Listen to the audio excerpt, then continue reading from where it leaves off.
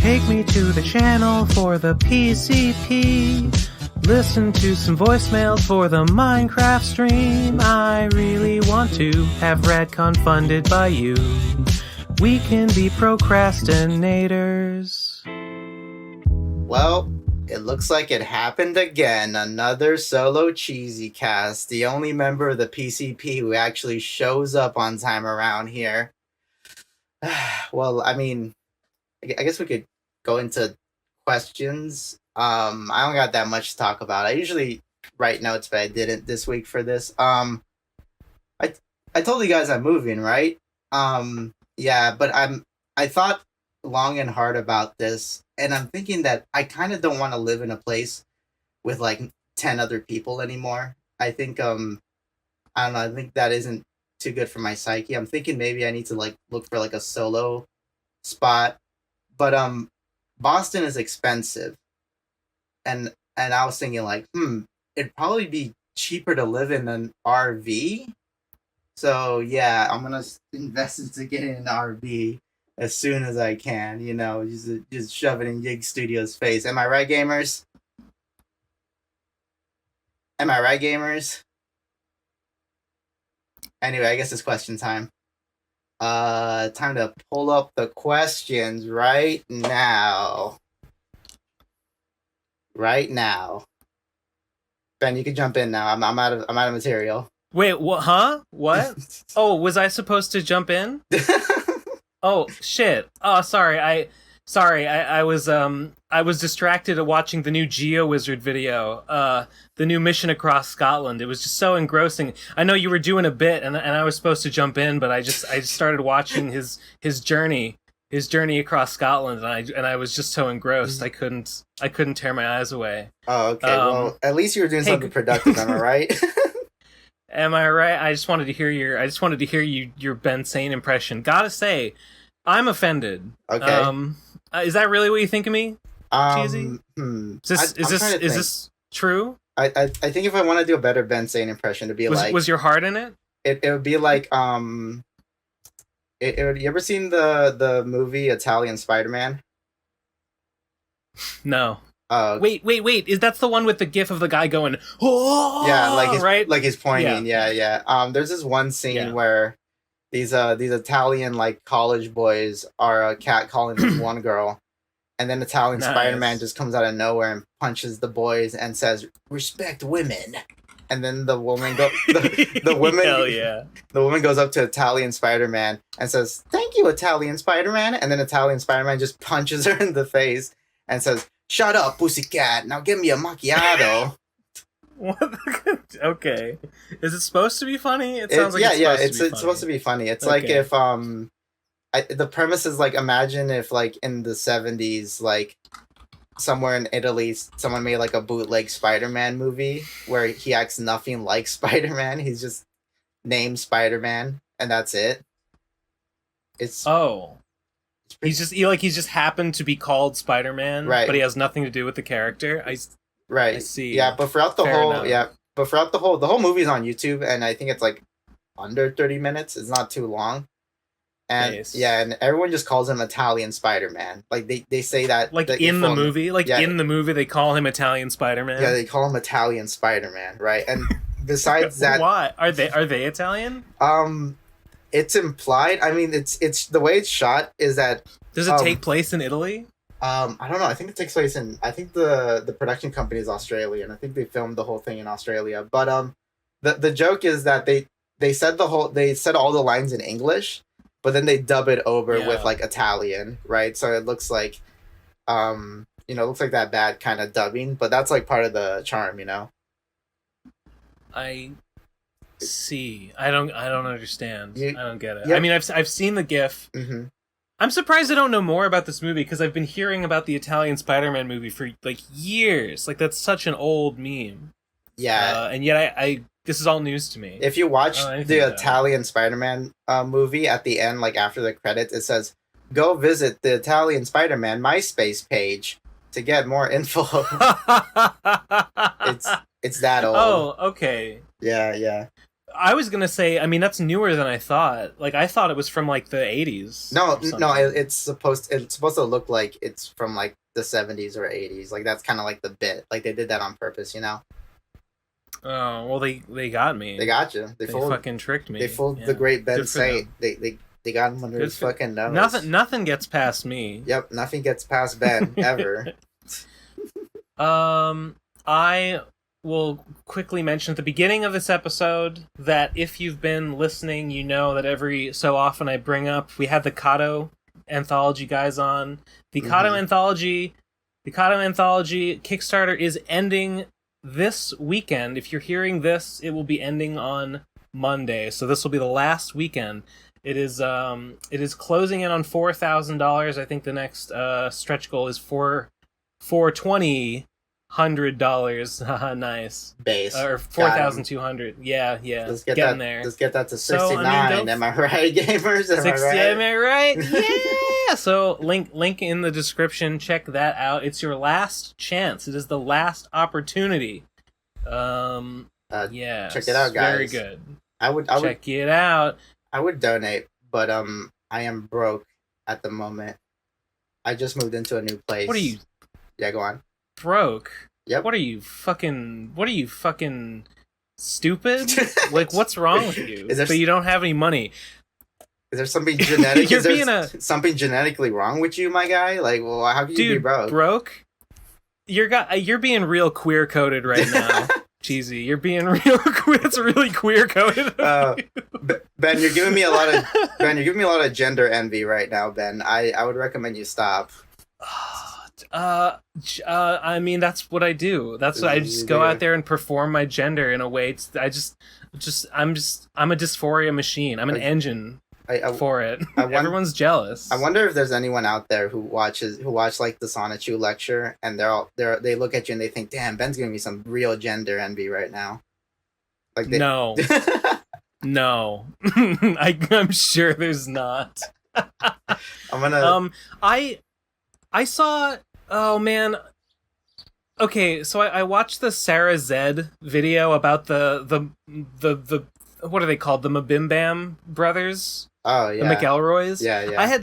I didn't know anything about those guys. I'd heard their names. I knew that they did a D&D podcast. I didn't know what they were famous for or anything about them. But the one with the purple hair looks uncomfortably like me with the pink hair. I didn't like seeing that. And he's kind of got my vibe going there. Oh no, he's me. I don't know if I feel about this. He looks like me. He does a podcast with his brother. This is too real. He does. It's too spot on. He's like if Ben Saint were a loser. That's like what people should say when they look at what is it? Demi? I don't even know which one. I was about to say it's like if Ben Say was productive. I was gonna No. Got him. No. Got him. I was shocked. Mm-hmm. I was surprised listening to that video because she mentions that one of the Mabimbam's wife does a podcast called Sawbones. And I had heard of Sawbones because John Boyce mentions Sawbones in the Pretty Good episode where he talks about I think it's the second ever Olympic marathon where do you know this what I'm talking about, this video? Is that the story about the lady who cheated or something? The lady who cheated in a marathon or 20? Am I? No, you must be thinking of something else. Yeah. No. The John Boyce Pretty Good video about the Olympic marathon, basically the story is that it was held in 110 degree weather on a dirt road, and it was the runners were collapsing from heat. They were breathing in dust and choking. Some of them almost died. There was no water available on the route, and it turned out, spoilers, go watch this video, but if you haven't seen it, spoiler is that it turns out that the guy in charge of it was some kind of I think he was some kind of like sicko fucking Auschwitz Nazi scientist or something. Oh my god. Who like used the whole thing as like an opportunity to test what happens when humans are deprived of water. Jesus It was like a Christ. sick experiment. What year? Yeah. Do you know what year this was? I think it must have been in the 1800s or something. Oh my I have no God. idea. It was like recent enough that there are like pictures of it, but they're like old-timey black and white photographs. Oh my God. Yeah. So in that episode, he talks to the lady from Sawbones, which I guess must be one of the McElroy brothers' wife, Mm-hmm. and asks her because one of the doctor, no, not the doctor, one of the coaches, like one of the runner's coaches, is like following along with him in a truck. And he won't give the runner water because he thinks that drinking water will like prevent him from running. He instead lets him like coat the inside of his mouth with egg whites and then gives him like strychnine pills Jesus as like a Christ. stimulant. Yeah, that's what they fucking did. It sounds like he would fucking puke on the fucking spot if you gave me Well, that they fucking did. shit. Like Oh they my all, God. like nobody finished the race. Like only like a handful of the runners actually finished it. Well, I mean, Um, if you puke in the middle of the race, technically you should be faster because you have less weight in you, right? I mean, Well, that must have been what he was thinking. Right, That must. yeah, You don't want all that heavy water weighing you down. right, exactly. You know, maybe Yeah. maybe also if you shit your pants while you're running, you should be able to run 10 times faster, right? Just get it all out. Right, exactly. Just get it all out. Fucking- Cut your arms and legs off too. They're just weighing you down. You know how swimmers They're are just like holding you back. swimmers like fucking have to trim all their body hair because hair like slows you down when you're swimming, right? It creates drag. Creates drag. Right, exactly. Right. I assume it works the Absolutely. same way. Jesus Christ. I was shocked to hear that thing mentioned in, I don't know. It was just like, wait, that thing is connected to this thing, and I know what that thing is, and it's two different things. It's that podcast incest, I'll tell you that much. I had another moment like this one, and this one really, really pissed me off. This week I've been listening to a bunch of Tim Rogers stuff from Kotaku. Well, yeah, it's a bunch of Tim Rogers videos, his own stuff from Action Button, and his older stuff from Kotaku. And no, sorry, I've unburied the lead. I've spoiled it a little bit. Sorry, I meant to bring up. There's a new Atrocity Guide video about Bob's Game. Oh yeah, I saw that. Which is like, yeah, the story about the guy who made a game, demanded that Nintendo publish it on the DS, and staged like a 100-day strike and did all these like weird protests to protest Nintendo not publishing his game on the DS. In that video, she says that like someone who was involved in like breaking that story was a guy who knew Bob, and that was Tim Rogers. He like knew the guy. Whoa. And I'm like, oh wow, that's a weird coincidence. And then I'm listening to some old Tim Rogers video on Kotaku, and he just casually throws out like, yeah, I don't even remember what they were talking about. I think they were going shopping for games. No, it's the video where he's going through games and he's describing their box art from memory without looking at them. And he's talking about finding a game on a shelf in a store, and he says, yeah, I was shopping at a mall with my good friend Vito Giswaldi. And I'm like, I know that guy. I hate that guy. Wait, Fuck that guy. Vito This is- makes me so mad. Isn't Vito that one like edgy like internet comedian guy? Yeah. That's so The guy who I thought he seemed okay until I saw him being like, J.K. Rowling actually makes some good points. I was like, okay, never mind. Yeah, Never mind. Yeah, he Fuck this he guy. kind of reminds me of Lilith Lovett, who I hate too. Who? Lilith Lovett? Yeah, do you know who Lilith Lovett is? I've never heard of them, no. She's a trans like libertarian who like I don't know. It's like there's people on Twitter that I always see who like every time I see one of their tweets it's always like a fucking atrocious ass. She take. must know. I wonder if she knows Aria DiMezzo. Remember Aria DiMezzo? That sounds kind of Friend of the show. That sounds kind of Friend of the show. Was running for sheriff of are they like that county in New Hampshire. I mean, they could Another they could trans be neutrals. woman I'm not, libertarian. I'm not surprised. I hope so. Yeah. Yeah. Lilith Lovett was like on I mean, a I feel Vosh like stream that's one not a time. huge. I feel like that's not a huge like Venn diagram crossover. Those two things. Maybe there is. I don't know. Not really. I was about to mention earlier that I think one of the McElroy's brothers were like a former Kotaku writer or something, right? I mean, I wouldn't surprise me at all if they did, because like, I mean, when you're famous, you can just write for anyone. Anyone will publish your shit, right? Yeah. You cut out for like a second there. I just made me mad. Just made me. Wait, what? I said you cut out for a second there. Oh, sorry. I just made me mad because like fuck Vito. Yeah. Fuck all these people. They're all in a big club, and I'm not in it. It's all about who you know. Doesn't mean it's all a bunch of horse shit. You know people, Ben, right? You have a laundry list of... Who do I fucking know? Who do I fucking know? Oh, I'm that. Oh, Ben Saint. Oh, you mean that guy who's friends with Digibro? That's me. That's my legacy. Yeah, that's what I've got. Now, you might be wondering how I got into the situation.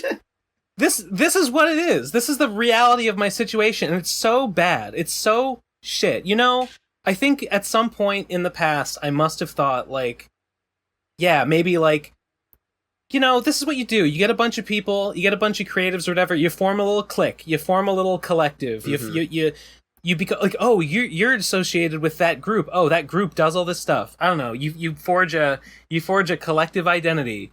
And then you all like mutually support one another and stuff. Well, I don't know. Maybe at some point I thought that's what was going to happen, but it didn't work out that way. Things didn't go quite how I expected. And I don't like it. It frustrates me. I'm like, why couldn't I have been? We could have fucking, I don't know. Maybe if I'd made better friends, we could have started our own Kotaku. I think or whatever. I think the real genesis point was when Bensei became a kami. I think that really ruined everything. If you know what, if that hadn't happened, we probably would be. We probably would have started a video game journalism outlet on the internet, and you know, or whatever. We probably would have, you know, really hit that algorithm and like, you know, just gotten to the front page of Reddit every day. I don't know. I've been saying this for years. PCP's got to go back to their alt-right roots, you know. How many years have you been saying that for? It's been too long. I've been saying it for years. Like, yeah, like it was much better when Ben Saint didn't like people who were a darker skinned. It was a way funnier era. The jokes were funnier. Spiral has continued his quest to document every usage of the N-word in the PCP's history. Mm-hmm. He says he will eventually make a spreadsheet. Who said it the most about it? Who said it the most? I mean, like, is that what he's trying to figure out? That like he's gonna have a spreadsheet? Well, that's among other things. Hold on. He's posted some of his incomplete data. Who's in the lead? I will summarize. Who's in the lead? Tell me. Okay. Yes. So it was before. Okay. Apparently, there is a big moment. There's a big point in which it gets said a lot. And it was the empathy episode. Mm. And I think that it was like Trixie says it a lot. Huh. I think a bunch of people had said it before. Trixie says it a lot in the empathy episode, but I want to see the before empathy and after empathy numbers. Oh, wait, yeah, I remember that episode. She famously said, I have no empathy for the N-words. I remember that. Classic line. Is that what she said? No, that's not what she said. No, what the fuck? That's terrible. I have no empathy for the N-words. I'd say she has too much empathy for N-words. That's why, like, Bird is, like, transracial or something, right? No, Riley is transracial. Oh my god. Or something. Yeah. One of them is transracial. I remember Trixie tweeting one time, like, I'm a fusion of, like, Huey and, what's the name of the other little girl from Boondocks? I forgot, but she's the one who's like mixed. She has like a black dad who's like a lawyer and a white mom. You know what I'm talking about? Wait, who are you talking about? The one little girl character from the Boondocks. Oh yeah. Oh god, name? I don't remember her name, I don't remember but I know who you're talking with the big buns. Yeah, exactly. Hair buns. Yeah. I remember Trixie saying that she was like a fusion of her and Huey. Which it's stupid. I don't know what what a stupid that means. thing to say. I don't know. You should tweet out your fusion of Applejack and Twilight Sparkle or something. Okay, so before the empathy episode, which is episode 30, the N-word count for soft A was Trixie 11, everyone else nothing. Damn. The hard R count before episode 30, I think this is right, was no, or is this just the episode? Or is this just in the episode? I don't know. I think this is in. I'm a little confused looking at the data, but whatever. The point is, after episode 30, episode totals were soft A, Trixie 15, Nate 14, Nino 4, but gets a pass. Obviously, Devu 2, Ben 1. I think I said it with the A. Ben, one time during the empathy episode. I think it was my first one. Looks like Ben wins again. Ben's well, the real no, winner because here. A bunch of names aren't on here. That is true. I'm surprised. Hard R, Jesse 8, Nate 6, Trixie 6, Mumkey 6. Oh, I was just about to say, I'm surprised Monkey's on that list, but not on the list, but never mind. He only used the hard R. Oh. Epic. That's very in line. That very epic. It's crazy because like now he's like on a podcast. Actually, so did Jesse. Actually, according to so did Jesse. Jesse only ever said it with the hard R and never with the A. That's wild. I am not surprised. It's crazy because Monkey's like now on a podcast with like Reactor and Rusty Cage, and I don't think he says the N-word at all on that podcast. He saved them all for the PCP.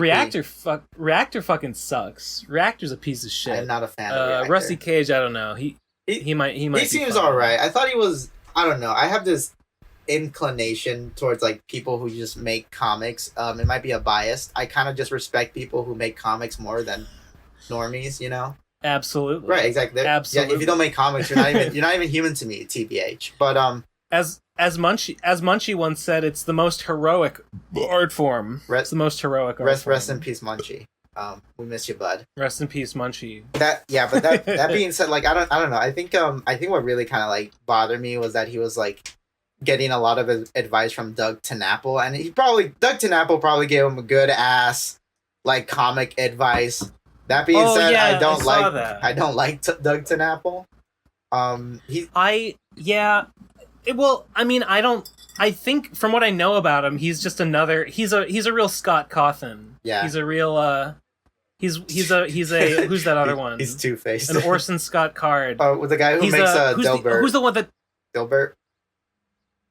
Oh, that guy's his own can of worms. I was gonna say he's like another. Who's the Timmy Turner Fairly Odd Parents guy? Butch Hartman.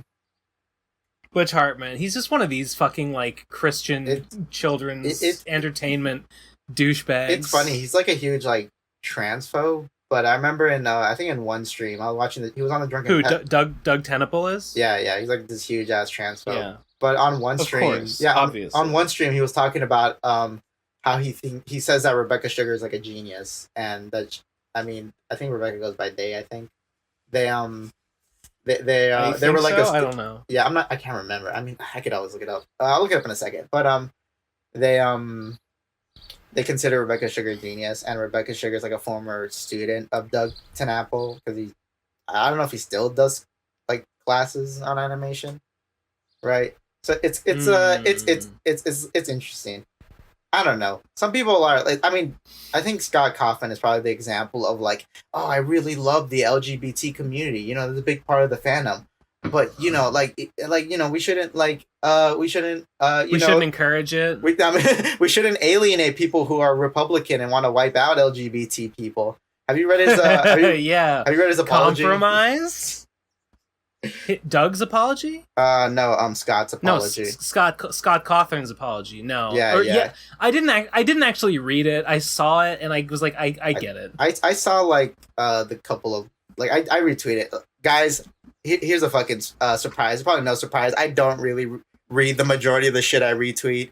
If you follow me on Twitter, it all kind of blends together after a while. Yeah, my Twitter is a stream of consciousness. I am just fucking retweeting shit. I do not care. Like the only reason that I see any art on Twitter is because you retweet it. Based. Based. Pretty based. That is pretty based. Pretty based, yeah. That is pretty fucking based. Speaking of art, so this by the time this podcast comes out, speaking of comics, I think. Speaking of comics, yeah. So I think we were talking about how heroic they are. Yeah, exactly. How you're just probably a better person. You're probably handsome. You probably got like a big dick too, like TBH. Most likely. Right. Most likely. You ever now that you are a Daniel Klaus fan, Ben, have you ever read? True. You ever read his? He made like a little comic called Ink Studs. You ever heard of it? I think I've heard of it. I haven't read it. It's like one page. What was the one that you gave me to read? Remind me what the title was again. Daniel Boring. No, it's not. I mean David Boring. My bad. David Boring. Yeah, okay, I knew it. Okay, right. Yeah, David Boring. I liked it a lot. I'm glad. You should read the rest. But anyway, he made this one comic called Ink Studs. This is all it is. It's just one page, and it's basically just like, hey ladies, ditch these loser musicians guitar betas and get with the real chads, which are the comic artists. Oh wait, I've seen this. You might have shown this to me actually. It's great. It's 10 out of 10. Also, it's true and it's not ironic. Come to think of it, I'll take an ink stud. I see. I get it. Come to think of it, Now that I've run the calculations again. Yeah, gotcha. Oh god, but yeah, what was I saying? Yeah, so also on Monday, I think I'm gonna have pre-orders for the next physical copies of Villainverse, but I'm gonna also Villainverse. Yep, Villainverse. Eleazar, hey, post the cover, post the title, or not the post the cover for the next issue that you are releasing, I guess, publishing. I'll opening up pre-orders for. Hold up. But show it on screen, Eleazar. Okay, it'll be on screen right now. I'm gonna post it in a second. But anyway, I'm gonna rework it because if you, Ben, you bought like previous copies. I think I bought. I have two comics. Mm-hmm. Do I have all of them? I think you just might have all of them. Yeah. Hell yeah. Yeah, I think this would be the cover. All right, this is the cover for the. Yes, Gigamalice. Yep, there he is. There he is. Oh, dude, is that a champion reference? Because he's got tusks. Oh yeah, Ben saying inventor of tusks. I forgot. I invented tusks. Yeah, hell yeah. Ben say directed the movie Tusk. It's pretty good. Check it out. Is that a Brunswick reference, dude? Whoa, epic. Bro, is that? Oh my god, a reflection? Is that a Vapors reference? Oh my god! Is that a Glass Reflections, my favorite anime YouTuber reference? It's a Vapors reference because none of the characters in Vapors reflect on themselves. Makes you think. I just spoiled the ending of the Vapors. What was I gonna say? Yeah. So if Ben, if you were to grab your physical copy of Villainverse, you would notice that each physical copy includes like 2 chapters in them, right? I'm aware. Right. I've read them. This was a dumb mistake. I'm gonna fix this. I see. Because I only did that because I wanted people to read the prologue and jump right into chapter 1. Like I didn't want anyone to like take a break or anything or like have to wait for chapter 1. So that's why like I had the prologue and chapter 1 in the same book. And then the next one I put 2 and 3 together. But then I realized like, wait a second, why am I doing these for the next books? Like the other ones could be just self-contained.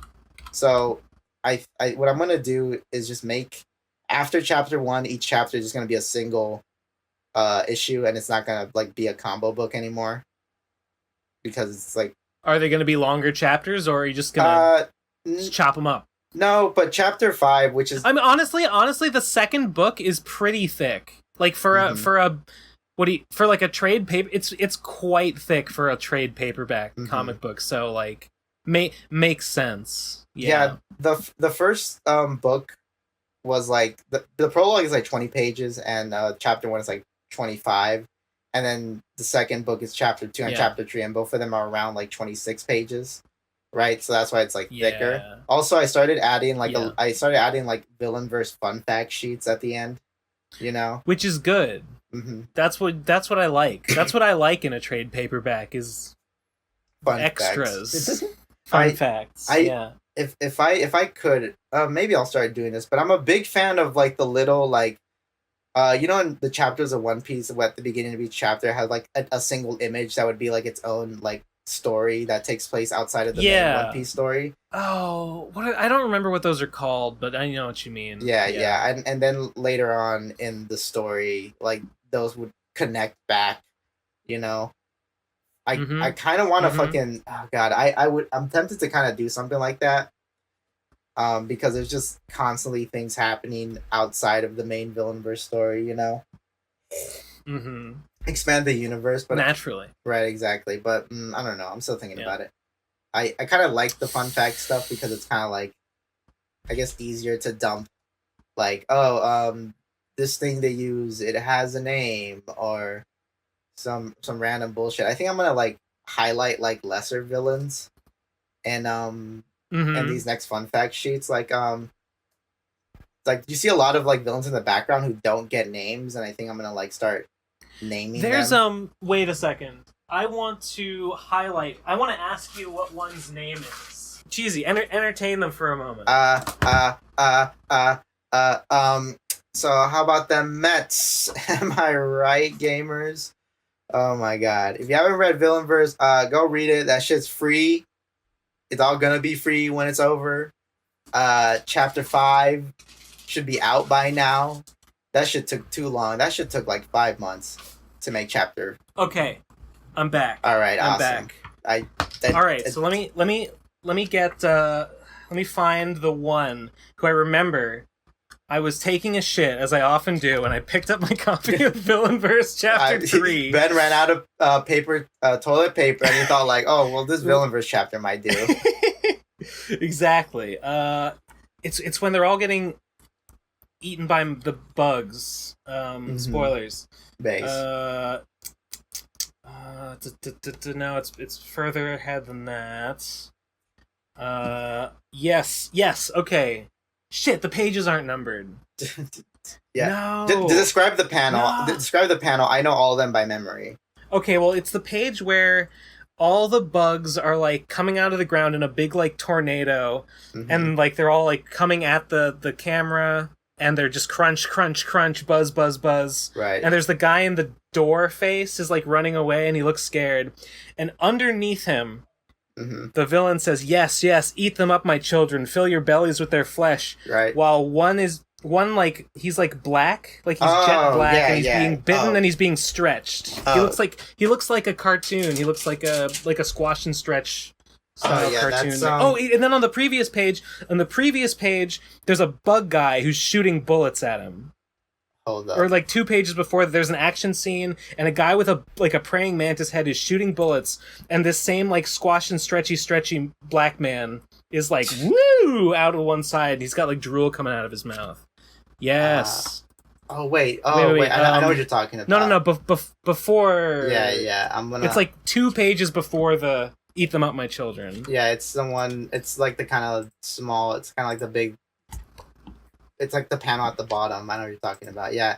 Oh, okay. Yes, that's the one. So that guy is that guy's name is Inky Toad, and he's like Inky Toad. Yeah, that's his name, and he was actually like. Okay. So what's cool about Villainverse is that like it's a good excuse to just use a bunch of character designs I created when I was younger, right? Yeah. Because I drew that guy I think in like high school maybe, and then I like found the drawing of the guy, and then I like I'm like, oh, this guy could be like a villain, right? He's like a funky little guy, yeah. And I think I think the bug guy is called like I think he's just called the Roach, maybe. I don't care. I don't care about that guy. Yeah, yeah. I'm a big Inky Toad stan. Oh yeah, yeah. There'll be more Inky Toad. Like I think I said this before, but the ending is gonna be very Avengers Endgame, where like everyone comes back, and there's like a giant, there's like a giant fight. But that's the most I'll say. Cool. Mm-hmm, oh yeah, there he is. There he is, prototype. Yeah, I noticed this guy in a couple of shots, and I was like, this guy doesn't have a name, but I'm kind of interested. He actually does. I'm sure there's more to him because does he? Wait, he hold up. Does he get introduced and I missed it? Yeah, let me just. I'm looking for. Damn. Okay, yeah. So I need. Oh wait, it says file too big. I'm gonna pull it out in a second, but just say what you're gonna say. I mean, there's like hundreds of these guys that all have names and numbers, so I wouldn't be surprised if I missed one.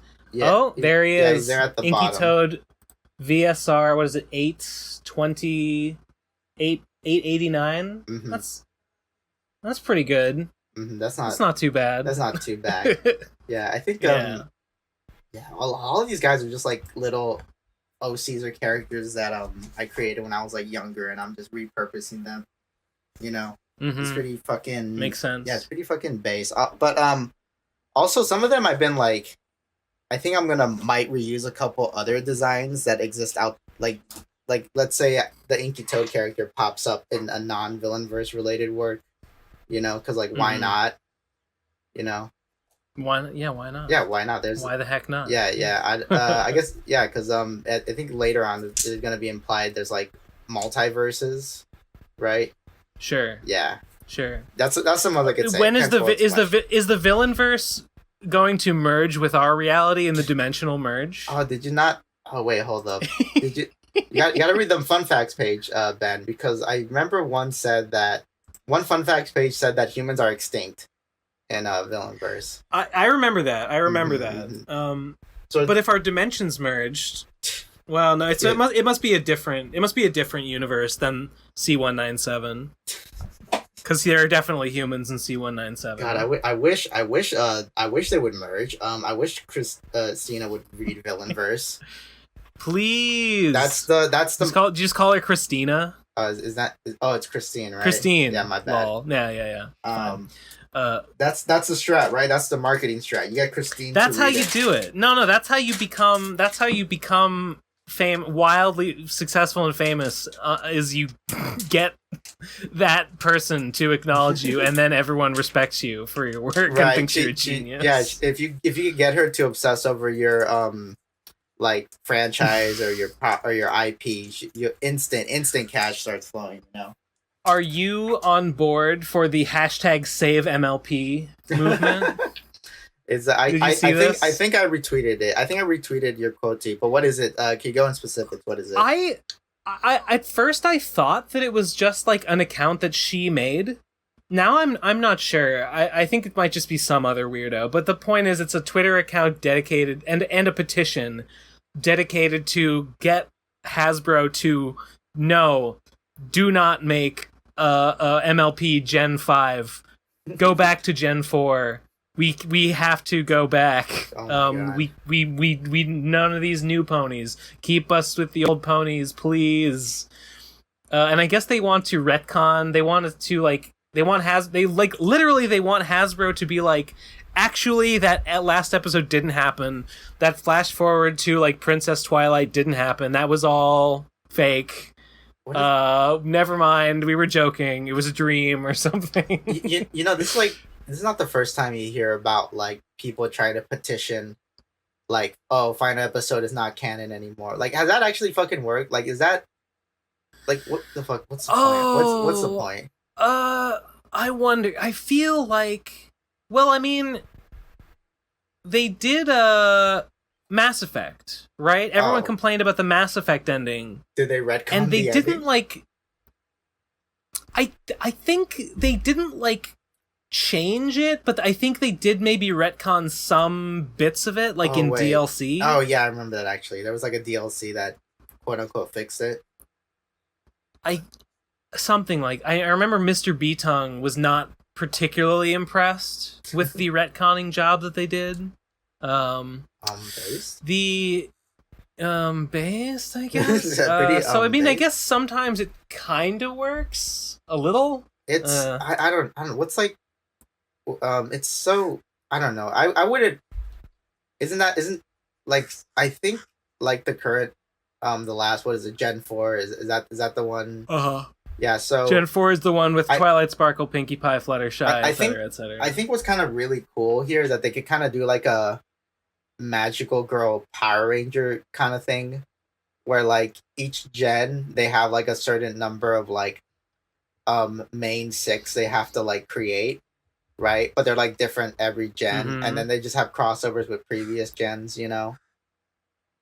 Like I anticipate. I mean, since Gen 4 was such a hit, I feel like it's a virtual certainty that we'll have references to it in Gen 5, and maybe even some character. I don't fucking know. It could happen. I mean, like Power Rangers do that all the time, where they like cross. They always have an episode where they cross over with the previous team, right? Yeah. And you know, so based, right? So based. You know, that one episode with like the 18 different Red Rangers from like all the previous incarnations. I mean, I've seen the Linkara. I've seen the Linkara retrospective. I'm a big Linkara head. Pretty much. Big Linkara head. Shout outs to Tectonic Improv. Shout out to Tectonic Improv. Although that's not technically about that lecture. That's about the Tiboldi Flea, which the lecture does not. I guess no. The lecture.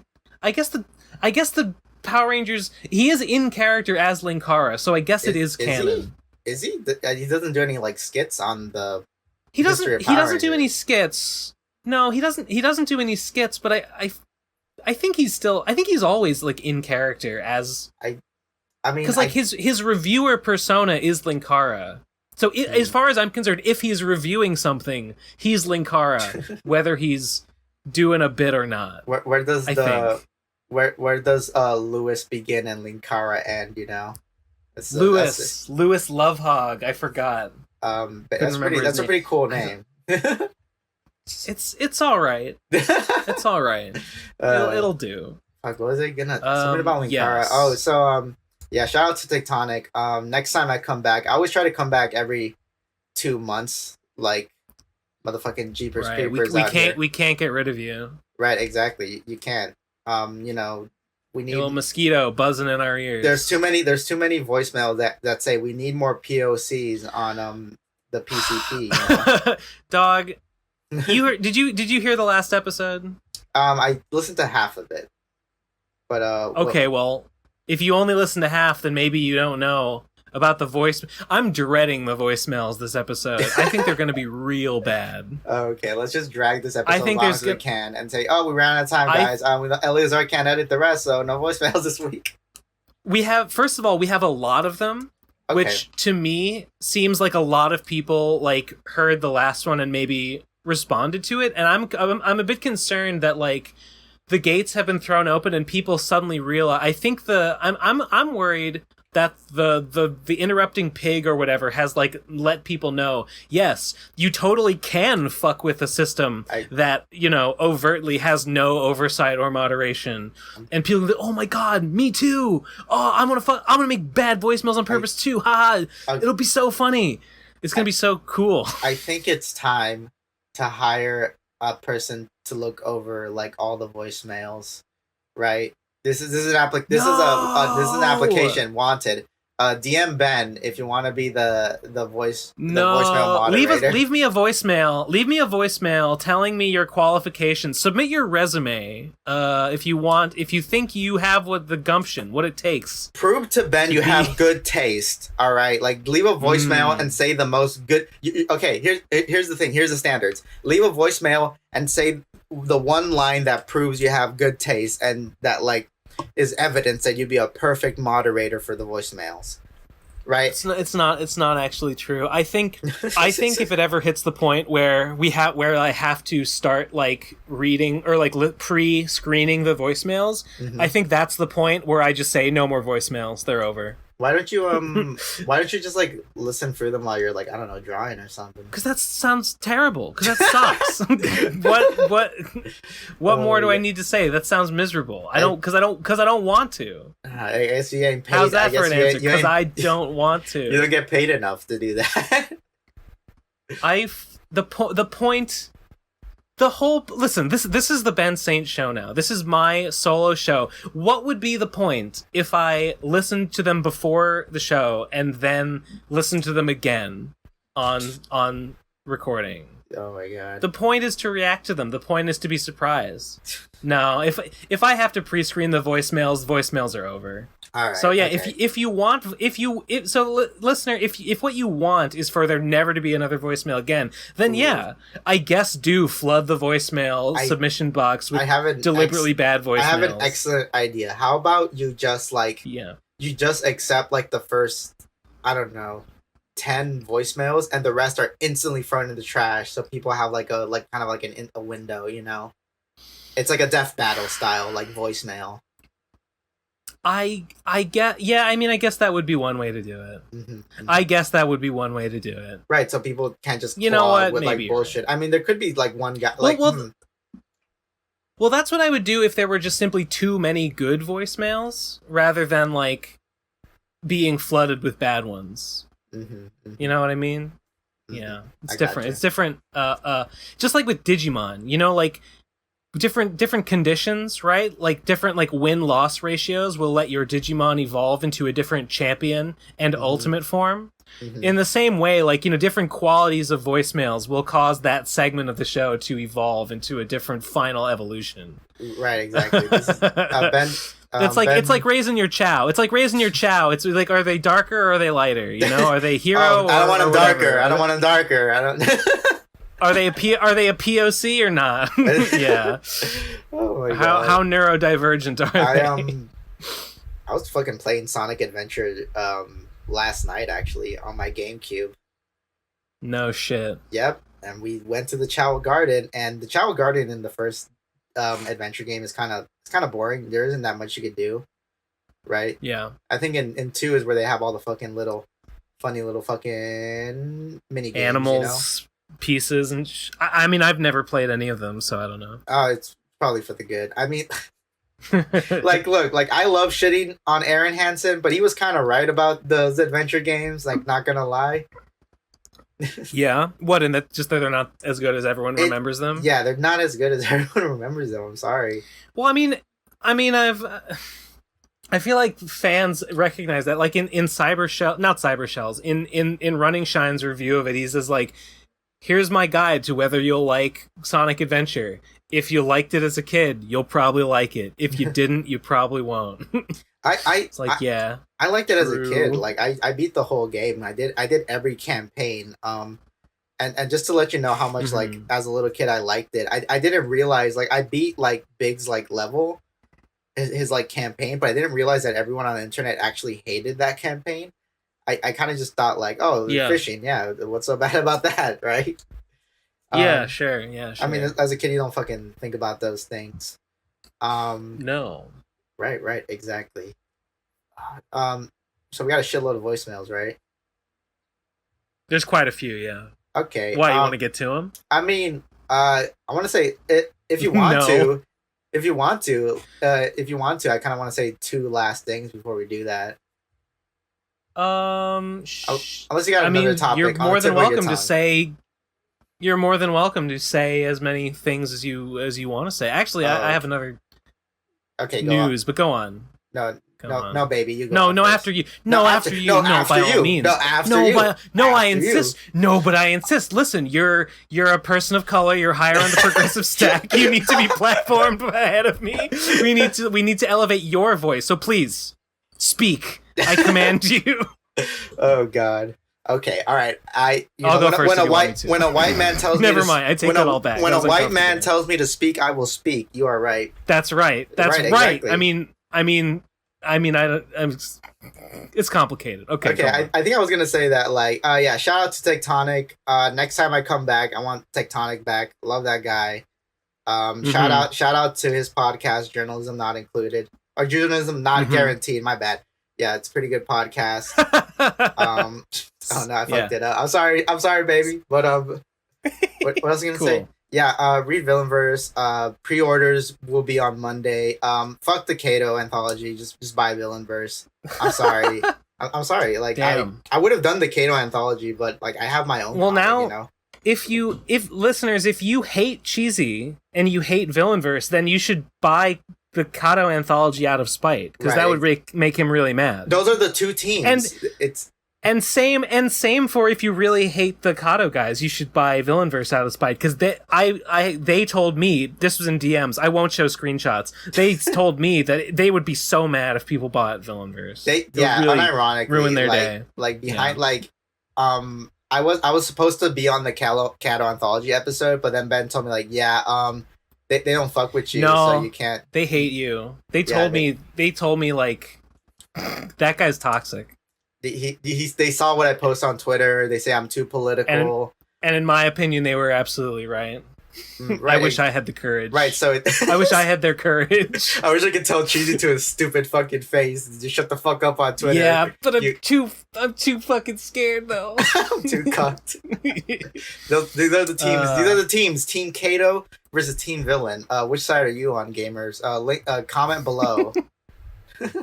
Yeah, please. Okay, I think. Okay, that's it. All right. See you later, Ben. I want to No, I want to complain. I want to complain about my life. All right, baby. Complain. I broke my fucking toe again. Remember how I did that before? Yeah, you do. Remember how I've done that like 5 times? Why? It happened again. Was it the same piece of furniture? No. I'll go through the history of my feet. The first time I broke my toe was when it was in this house, same house I live in now. I was coming down the stairs and I missed a step and I like fell on my foot and I broke my metatarsal, the like side bone on the side of the left foot. Mm-hmm. And then at RadCon 2, I think I was during the Tony Hawk Pro Skater Let's Play that Jesse and Vic were playing. I run through the door and I stub my toe, my left toe, same toe, different bone, against like a piece of furniture, break it, go to the hospital. Oh my god. Yeah, it happened again. I don't even remember when it happened again, but I like basically the same thing, stubbed that same left toe. This time I didn't go to the hospital because they don't do anything. All they do is tape it to your next toe and give you a sandal to wear. And they're like, wear the sandal. Don't walk on it too hard. Yeah, so that's what I did. And that's what I'm doing this time. But this time it's my right foot. This is the first time I've broken my right pinky toe. I was working on my game, patreon.com/Ben Saint. Join my patron Discord channel where I post exclusive updates. I've been posting updates there. I've been posting whips, works in progress, for those that don't know. I've been posting sprite art. I've been posting like animations being like, hey guys, check out this coming along, new feature added. The updates are coming fast and loose. I was in the zone and I was like, all I want to do tonight is just grind out sprites. I know I just have like 100 sprites to grind out. I just want to grind them out. I'm gonna go and buy some alcohol and just get a little drunk and just kind of zone out and do it. And that's what I did. And it worked great. It was working. The plan was going according to plan. It was going perfectly. The night was still young, and I had gotten plenty done, and I had room to get plenty. I was in the zone, and then I go to the bathroom, and I'm coming out, and I'm a little uncoordinated, and I just my toe against the door frame, smashed it. It's horribly bruised. It still hurts. It still hurts to walk on it. And I am upset. My summer is ruined. This comes on the heels, no pun intended, of me needing to go and I need to be house hunting. I need to be out on the streets, looking for a new place to live, and now I can't fucking walk without it hurting. Damn. This is awful. It's like you're like a curse or something, you know. It's not fair. You know what? It's not fair. You know? It's not fair. It shouldn't have been me. It should have been you. I wish it was you instead. You know, it's funny. Just right before I got into the recording, I did stub my toe on the door frame of my bathroom. Right. Well, you should have stubbed it harder in solidarity. It's annoying. I don't know. It's hard to tell if the bone is broken or not. It doesn't look like bent or anything. Mm-hmm. It was quite bruised for a while. The bruising is letting up a little bit. It doesn't hurt to like push. I can touch it and it doesn't hurt at all. And I can like stretch my toes up and that doesn't hurt at all. But when I curl my toes down, it feels weird. It hurts. And if I walk on it, it hurts a little bit. And it's uncomfortable. It's got a weird feeling. I think the bone is like microfractured or something. Damn. I'm just bummed. Your bone. What a bones. Yep, your bones. It's just sad. It makes me sad. Like when I think about it, I'm just like, oh, that's unfortunate. An unfortunate thing happened to me. Something happened to why, Ben? Why must the straight white boy suffer so much? Why must bad things happen to good people? You know what, Ben? I'm gonna be honest with you. Here's my honest opinion. I don't believe that you broken your toes or any of your toes in any. I think all those stories are fake. Okay. I think the only way you could probably valid. The way you could probably prove to me that those toes have been broken if you took a picture of them every time you stub them and you DM them to me, you know. Oh man, it was very purple. It was very purple and splotchy and kind of horrible looking for a day there. It's a little better now. It's just kind of like red. The bruising is letting up a bit. Ugh. I just wanted this. It came. This happened right as. Oh yeah, the Rad content has started to come out again. Did you see the Brad lecture? I saw half of it. Yeah. It's funny. I don't know. I remember it. Like it was only yesterday. So watching it again, I'm like, it's so weird. All the comments were so like melancholy. All the comments. I noticed that. All the comments are like, damn. It's just sad, like watching what it used to be, and it's like, look at the state of things now. It makes me sentimental. Chin up, you fucking saps. You fucking dweebs. Get over it. I should have commented. Life is change. I should have commented on it. I was gonna comment like, damn, like seeing them like this now. I hope that my comment could somehow travel through time and they could see my comments and just warn them of things to come. Warn them of the things to come. Yeah. Warn us of things to come. Tell them, no, there will be a pandemic. No. Coronavirus, no. Ben, becoming trans, no. Watch out, it's coming. It would be like Oedipus, like was it the fucking fortune teller guy? The Sphinx, the Sphinx, right? Or was it the Oracle? I don't know. That was like the Oracle tells Oedipus' dad that like his son is gonna kill him and bone his wife, and he like tries to prevent it from happening, but it happens anyway. So I go back in time and I warned them about, you're all going to transition, and that's going to throw off the PCP. It was the Oracle warns Oedipus's dad, but I think at some point he has to answer a Sphinx's riddle. I'm like 75% sure that happened. Also, I think it's referenced in the story that he does that. It's like a previous adventure, right? Previous adventures. Yeah. World building. Yeah, a lot of world building. You know, it's like in Star Wars, New Hope, when Princess Leia said that you helped my father in the Clone Wars, and you're wondering, whoa, what are the Clone Wars, right? That was Ben Kenobi that said that. He says we fought in the Clone Wars, and Luke goes, "You fought in the Clone Wars?" and then Solid Snake goes, "Clone Wars? What's that?" Man, Star Wars sucks. It's garbage. I agree. Mm-hmm. I'm not a fan. It's overdone. It's overrated. There, I said it. It sucks. Except for episode 8.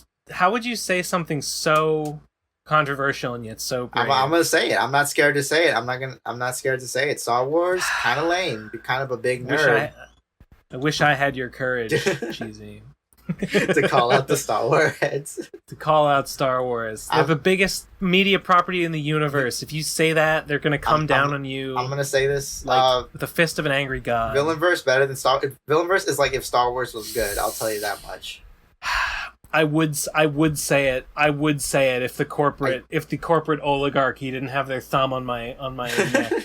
Yeah, Star Wars. Yeah, I can't afford to speak the truth like you. I'm not free. Villainverse is more nuanced than Star Wars. In Star Wars, it's like what? I joined the dark side. I'm a bad person. Oh, I joined the light side. I'm a good person. Okay, all right. Very very straightforward, very simple Absolutely. for man children. You know, Villainverse. It's Absolutely. like Villainverse like looks you right in the face and says like, bro, like capitalism kind of bad, kind of not good. It causes a lot of villains.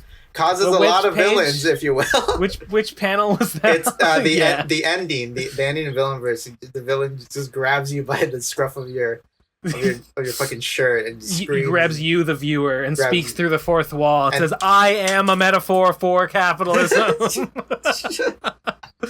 I invented capitalism. That's what the villain says. He invented all that as evil, and then he says capitalism. He also says he invented Star Wars too. But that's that's just a joke. That's just something for the fans. Cool. Oh god. Shit. All right. Do you want to start voicemails? Yeah, let's go to voicemails. We're gonna blast through them because I fucking hate all these people. I hate their silly little, oh, I'm so funny. Oh, I'm so clever. I made a voicemail. I used a voice modulator. I played the piano. All right, here we go. First voicemail is called GGFDF. 3, 2, 1, go.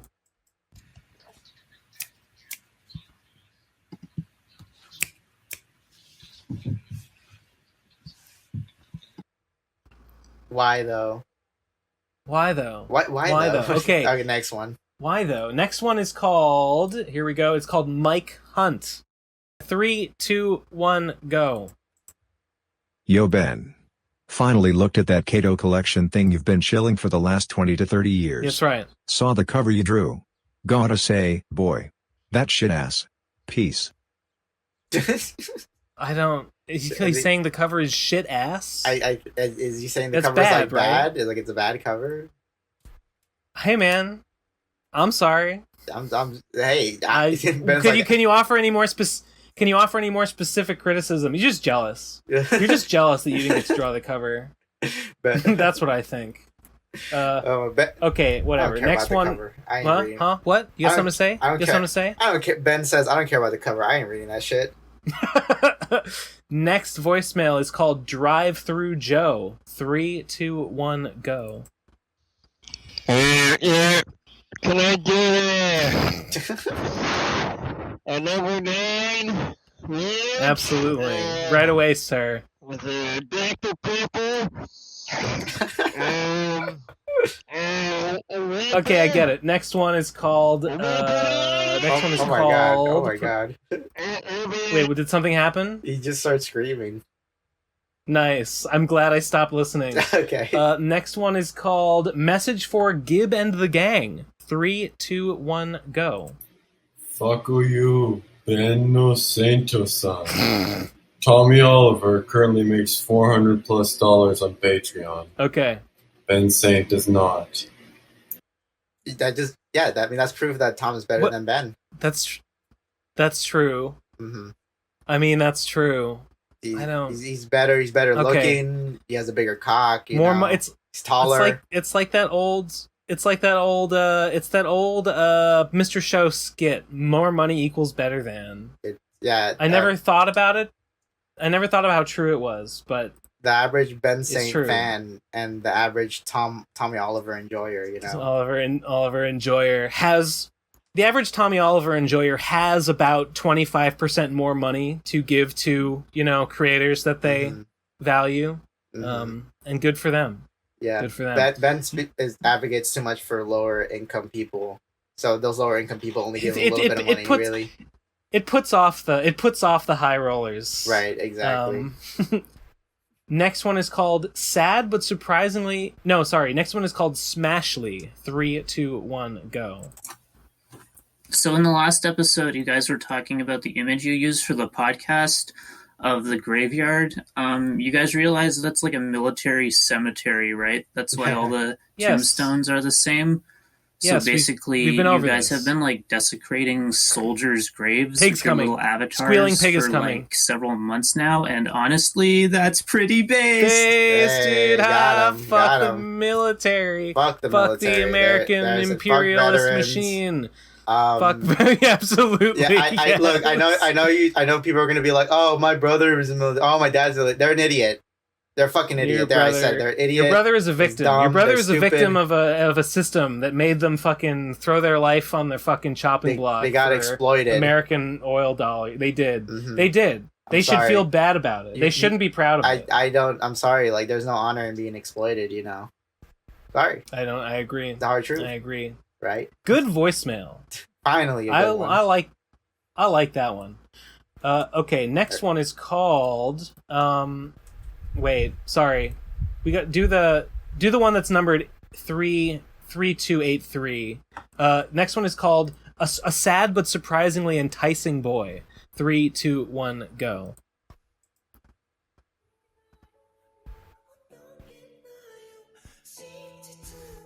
Hey Ben. I designated your Cato anthology cover to be ass a couple of days ago. That's right. I had some time to think about my words and I wanted to apologize. That cover was an ass. That assessment was way too harsh of me and I stepped out of line. Agreed. Sorry. We all make That shit butt though. we all make Peace. mistakes. We all make mistakes, my dude. It's cool. Did he say that shit fucks though? Is that what he said? I think he said it's shit butt. Yeah, that shit butt. Mm-hmm. That shit butt. So, motion in the right direction. All right. Okay, next one is called Wholesome W or L in disguise. 3, 2, 1, go. I'm really baffled on Twitter right now, and I want to know what you guys think.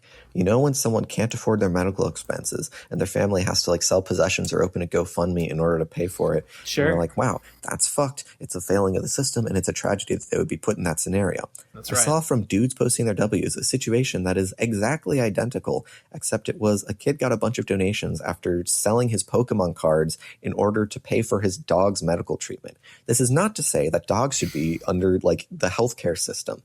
But the point is that regardless, it's a situation that is still fucked in all the same ways, yet everyone on Twitter is treating it like it's a wholesome W. Like, what? Do you really think it's a W for this kid that the only thing keeping his dog from fucking death is the sale of his Pokemon cards? No, you're insane. Yeah. How do you feel about the account of men posting their W's? I mean, most of the time when I see it, it does seem pretty wholesome. Mm-hmm. I don't know if I Is it not? I think I seen that one that he's talking about. I get it. I haven't seen. They that seem one. pretty it's interesting to see the contrast between men posting their W and women posting their W. Like the majority of women posting their W is like, oh, I graduated. Oh, I got a doctorate. Oh, my journal got approved. Yeah, I got a job or whatever. Yeah, it's like I used to be a felon, but now I'm a lawyer. It's all very kind of education, these big achievements. But men posting a W is kind of oh, I just kept kicking this little rock and I was just having fun with it. And it's, and I think that says a lot about society. It's a lot of the ones that I see are usually like a good Samaritan man helps someone out, or I mean, I don't know, I'm a little torn on this one because I don't know if I think that animals should be covered by universal health care if we had, I don't know about that. So it's kind of nice. I mean, it's nice. It's pretty heartwarming to think that a kid sold it. Do kids even collect Pokemon cards anymore? I mean, do you even care about that? It's I think it's one of the fucking Paul brothers made Pokemon cards popular again. I see. Yeah, you heard the story about all these people now buying a shitload of them, right? Oh yeah. I thought that was Magic. I thought people were fucking lining up and storming stores for the new Magic set or whatever. Is it Pokemon too? Yeah, it's Pokemon. People are buying a shitload of Pokemon. Yeah, Okay. I think now one of the Pauls on their podcast they do a lot of Pokemon unboxing videos, Pokemon card unboxing videos, right? I mean, it makes sense. That guy was a kid when Pokemon first came out, right? So weren't we all? He's bringing it back. Not me. I'm not. a nerd. Never mind. Nah, I grew up on Wait, Pokemon. how old are the Pauls? Are they like 30? They're like 20. I think they're around my age, maybe like 25 or. Wait, so if he was a kid when it came out, then you would have been a kid when it came out. I'm because the generation that came out, the generation I remember as a kid when in elementary school, it was a Ruby version. Like yeah, it was Hoenn, that region, right? And then Diamond and Pearl, right? Those were like the big two I remember. So yeah, you were a kid. Okay, Mm-hmm. I gotcha. Well, I don't know. I think it's pretty sweet that a kid sells his Pokemon cards to save his dog. I think that is heartwarming. No, I think I'm gonna go with it is a W. I think it's I have this weird like if I could like analyze both like accounts of like women posting their W and men posting their W. Wait, before you do that, I just want it's like I guess I do have to agree that the kid's dog probably should have been able to get that fucking dog surgery without selling his Pokemon. I don't know. Yeah, I see what you mean. It is kind of sad that like if the story hadn't gone viral or whatever, if someone hadn't picked up been like, oh my god, this kid's selling his Pokemon cards to save his dog, that's so sweet, let's donate. Like if that hadn't happened, then the dog dies. Right? The kid sells his Pokemon cards, he still can't afford it, the dog dies. I mean, yeah, it'd be fucking terrible. So I guess like, what do you choose, your Pokemon cards or your dog living? Right? Well, it's really sweet that the kid would choose his dog. Right, I mean, exactly. I mean, probably sure, a lot of kids would, but it's nice. I mean, it sucks that like the surgery costs. I mean, just like pets are like a luxury, right? And so of course it's gonna be fucking expensive. You know? Yeah, a little bit. I don't know. Yeah. Vosh hasn't made a video about pet healthcare, so I have no opinion. Yeah, true. Yeah. So we got to move on. We got to move on. We're not qualified to speak on it yet. Okay, but what were you saying about the two accounts? Oh, like I think it's kind of interesting about like you know about obviously patriarchy, blah blah blah, whatever. But like what is like the standard for men having a W, and what's like the standards for like a woman, right? Or like I don't think this is on purpose. It just might be some sort of subconscious shit where it's like for a woman it's like they have to have a degree, they have to have a high paying job. Like that's like the W standard for women. Like it's higher, and for men it's kind of like, bro, I just found this sick ass stick and I'm just hitting stuff with it, right?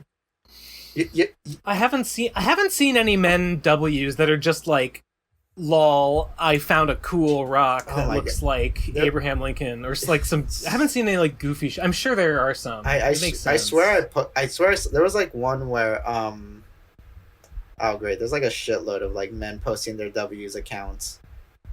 Huh. Nice. I'm looking for the one. I think. Well, there's the one big one. Yeah, it's the one with Leonardo DiCaprio, right? Yeah, is the icon. Yeah, I'm like looking for it, but I'm seeing like ones where it's like men posting their W, but they have like the Swedish gamer. Swedish gamer? Well, the guy who says PewDiePie? No, the guy who says yes. Oh, the guy who says like Swedish gamer. I've never heard him called that before. Isn't that what that meme is called? With the guy who just was saying yes, and he has like the Chad look. Yeah.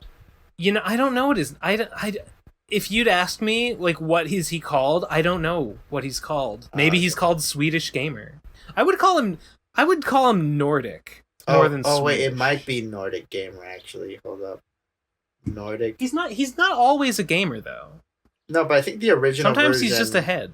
I think the original version was, like, supposed to be a gamer. Yes, Chad, maybe. Also known as Nordic Gamer. Yeah. When I think Chad, I think, you know, tiny beetle-like stride, arms perpetually in contrapposto. Wow, I cannot... the ouch shirt. Mm-hmm. I cannot find the fucking... How can you not find men posting their W's? It's so weird. What the fuck? I can't find it. It's called dudes posting W. I found it. Oh, it's called dudes. Yeah, I found it right away from a Google. It's called dudes posting W's. Ironically funny and wholesome. DMs open for submissions. Dudes posting there. Okay. I found dudes posting their W-2s. I mean, I see the guy who called an Uber for an injured bird. A biotech startup has 3D print fake rhino horns for poached rhinos. I'm gonna do my own. I'm gonna make my own. I think this account. is a fat guy who lost a bunch of weight. I'm gonna do my own dudes posting their W's account, but every post it just so happens to be like about someone making a comic. That's just constantly that's the only W I acknowledge. I'm just looking at all these W's. Too many W's. Yeah, a lot of fitness and health related W's. Things that people invented. Heartwarming moments of personal. With helped a kid do something. What do you think about wholesome accounts? I always feel weirdly suspicious about anyone who parades as a wholesome type, Well, I mean the guy who runs the women posting their L's, that guy it's not blackpill.com, it's he's doesn't he? What's that guy's fucking name? I can't remember, but I know he has some sort of podcast where he's a huge misogynist. He has a Duke Nukem avatar or something. Redux? Something Redux. Doesn't he Killer Redux. Doesn't he also run the Bad Movies Opinion account? Or bad film takes? He runs a bunch. He runs a bunch of gimmick accounts, and he sucks. He sucks really bad. And sometimes his L's are just I was raped. Sometimes that's the L. Oh my god, yeah, exactly. It's so fucking. I remember back when he was running bad film takes, just any film take where someone shits on the Star Wars prequels, he would consider bad by default, and everyone just kept pointing it out. So cool. Everyone just kept saying that's bro, so epic, the prequels aren't that good, bro. Why the fuck are you constantly defending them? And he would just screenshot the tweet and just post it as the bad take. Oh my god. Okay. I saw an account. Whatever. Yeah. The wholesome ones, the W's accounts, they generally seem okay. I haven't seen very many W's that are ooh, that's kind of problematic. You're calling that a W? I think the W's accounts are fine. Whoa. I mean, I'm not gonna follow them, so I don't care that Whoa, much. Father makes sure his children are all of lighter skin. Whoa, W, bro. Whoa, father convinces his trans daughter to be a boy again? To detransition. Whoa, this doctor convinces epic W. To detransition. Whoa. Based? Whoa. Epic. Based. Next voicemail is called what is this called? Based Ben? 3, 2, 1, go. Based Ben. Homestuck was at its best in the early parts, and it peaked in Act 4. I agree. Yes. Yeah. You haven't read Homestuck, have you? No, I've not. But I'm gonna. Yeah. I'm just gonna assume I hate it. JK. Homestuck got really popular with the addition of the trolls, which was in it's kind of started I think in Act 3. But they got more and more prominent through acts 4 and 5. What's your take on the trolls? Do you like the trolls? They're I don't dislike them. They're fine, but I mean I think they're good even. I like Act 5. I think Act 5 is good. Mm-hmm. It's just my favorite part of Homestuck is the early part, which it's not good because it doesn't have trolls. It's not like the trolls ruined it by being there. It's just my favorite part is the early part, which doesn't have any trolls, and it's very focused on this very goofy, very problem sleuthy kind of just sort of winging it, coming up with weird shit and giving it weird funny names, and then just kind of making up rules as you go along, and then really really rigidly adhering to those rules even when it doesn't make any sense. Which the story becomes more of a traditional narrative as it goes along, in lockstep with the trolls becoming more and more prominent. And I think that has more mass appeal, right? So it makes sense, right? But that's That's not what hooked me about it, though. Did you, So yeah, this guy's based. You guys talked about the Cyclonials ending, right? I don't think we. Because I think Damn it. We said we were gonna do a cast about it, and I haven't reread it yet. Oh damn! Because I read all of it. Yeah. And I don't think you've read it. Yeah. We can talk about it here a little bit. Oh yeah. Well, so how do you feel? Spoilers for Cyclonials. How do I feel? You know what? I don't want to go too deep into it because I do want to record that cast with Gib. But, I think all I'll say is that like about the ending. Yeah. Go on. It's Fight Club. It's what? Cyclonials is Fight Club. They're literally almost the same story. Okay, let me explain. So I see what you mean. Right, I see what you mean. Like in Fight Club, both are about main characters who like create an alter ego and they create like a movement and it becomes like kind of massive, like huge, almost like out of their hands, right? And then like at the end, he has to like have a confrontation with his alter ego. And then he kind of realized that like what he really wanted was like a human connection, like a relationship, right?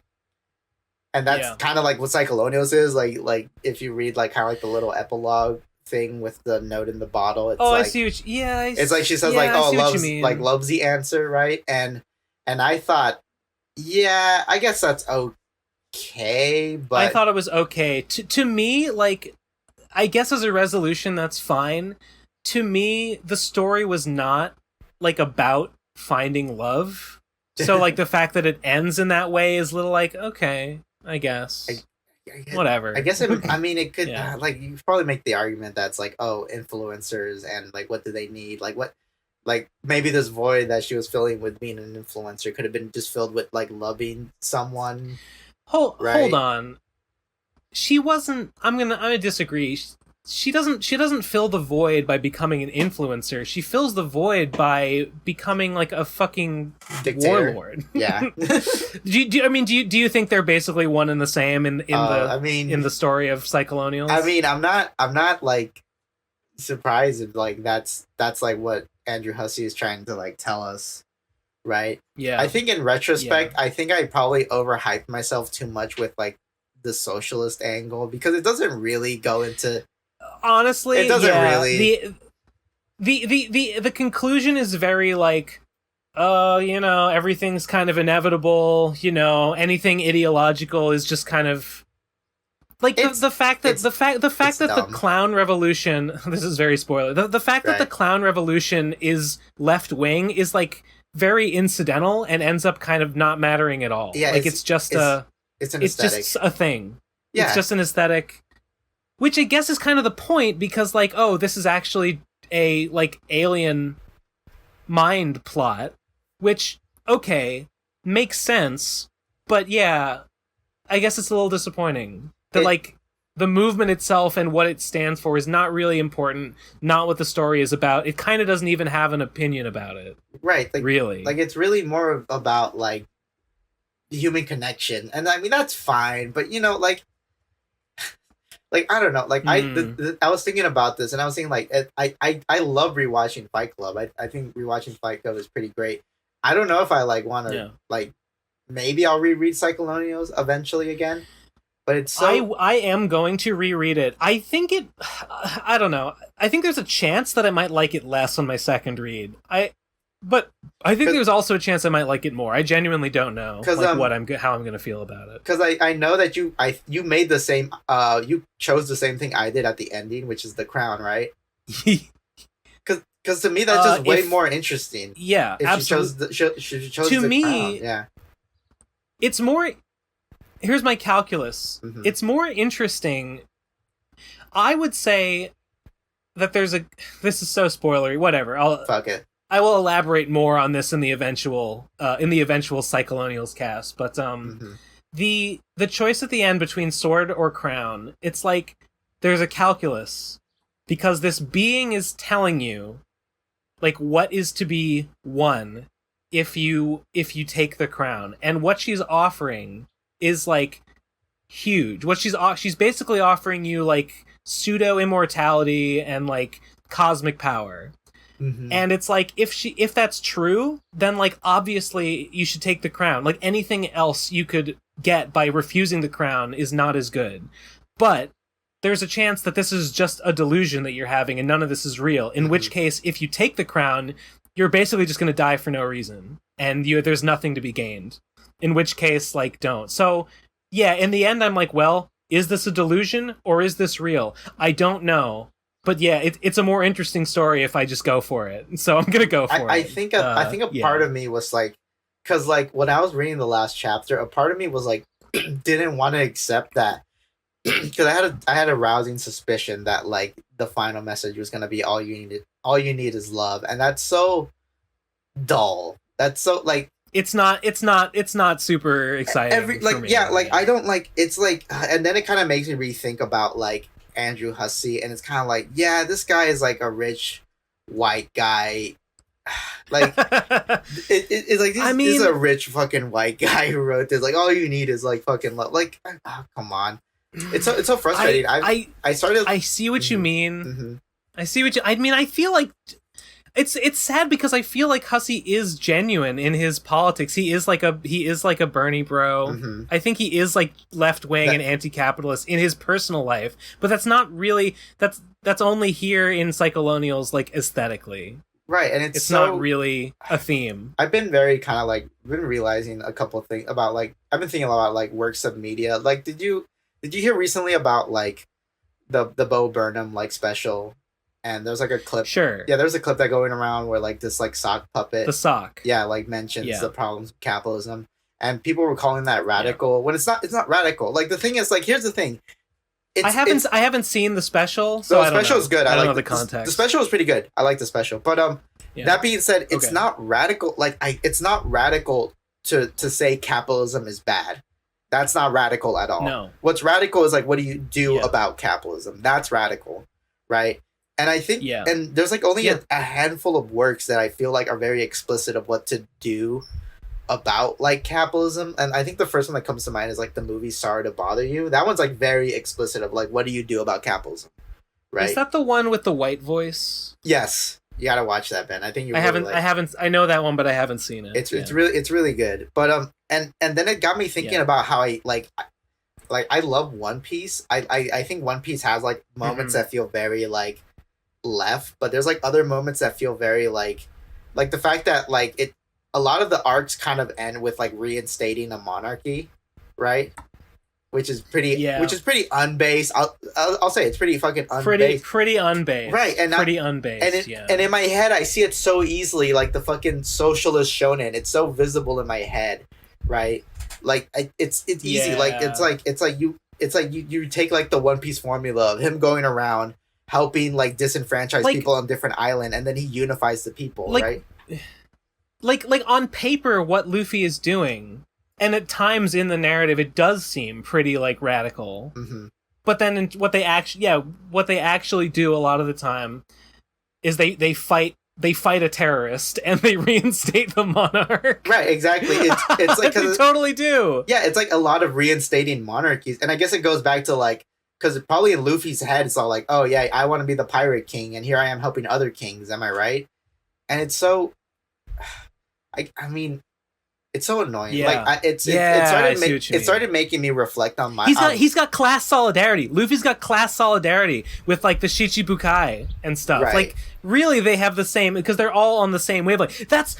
It's just like Tim Rogers and Vito Giswaldi and fucking Mr. Bob's Game or whatever. They're all of the elites. They all control our lives. They're all in a big club, and you and I aren't invited. Right, exactly. Fucking Grimes isn't a fucking communist. She's rich. Yes, she's a fucking imperialist. You're right. Like she doesn't give a fuck. Example. Duh. Of course she's gonna fucking date someone like Elon Musk. I fucking actually, communists should like my billionaire boyfriend owning everything because he's gonna make a spaceship one day. It's so fucking frustrating. God, it's like it's making me reflect a lot on my work. Like I'm gonna say this right here. I know that I meme like, oh, Villainverse is like capitalism bad, right? And like I'm not gonna say that like Villainverse is radical at all. It's not like radical, but I think from now on I'm gonna try to like make sure my works are a little bit more radical.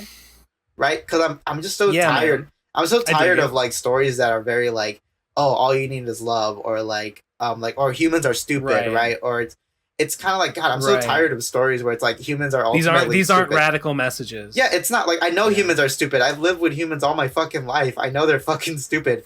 I want a story that's like, yeah, humans are stupid, but like, you know, we gotta still do good despite of it. You know, we gotta like change shit. It's so frustrating. You know, and I guess I got fucking tricked. I got tricked because Hussey was like, oh, here's clowns and communism, and I'm like, oh, base. But no, it wasn't base. It was actually cringe. Anyway, Cyclonia was like a 7 out of 10. I can't really disagree with you. Mm-hmm. I'm gonna do a reread. But I agree, it's too aesthetic. I mean not every story has to be of course message laden. Mm-hmm.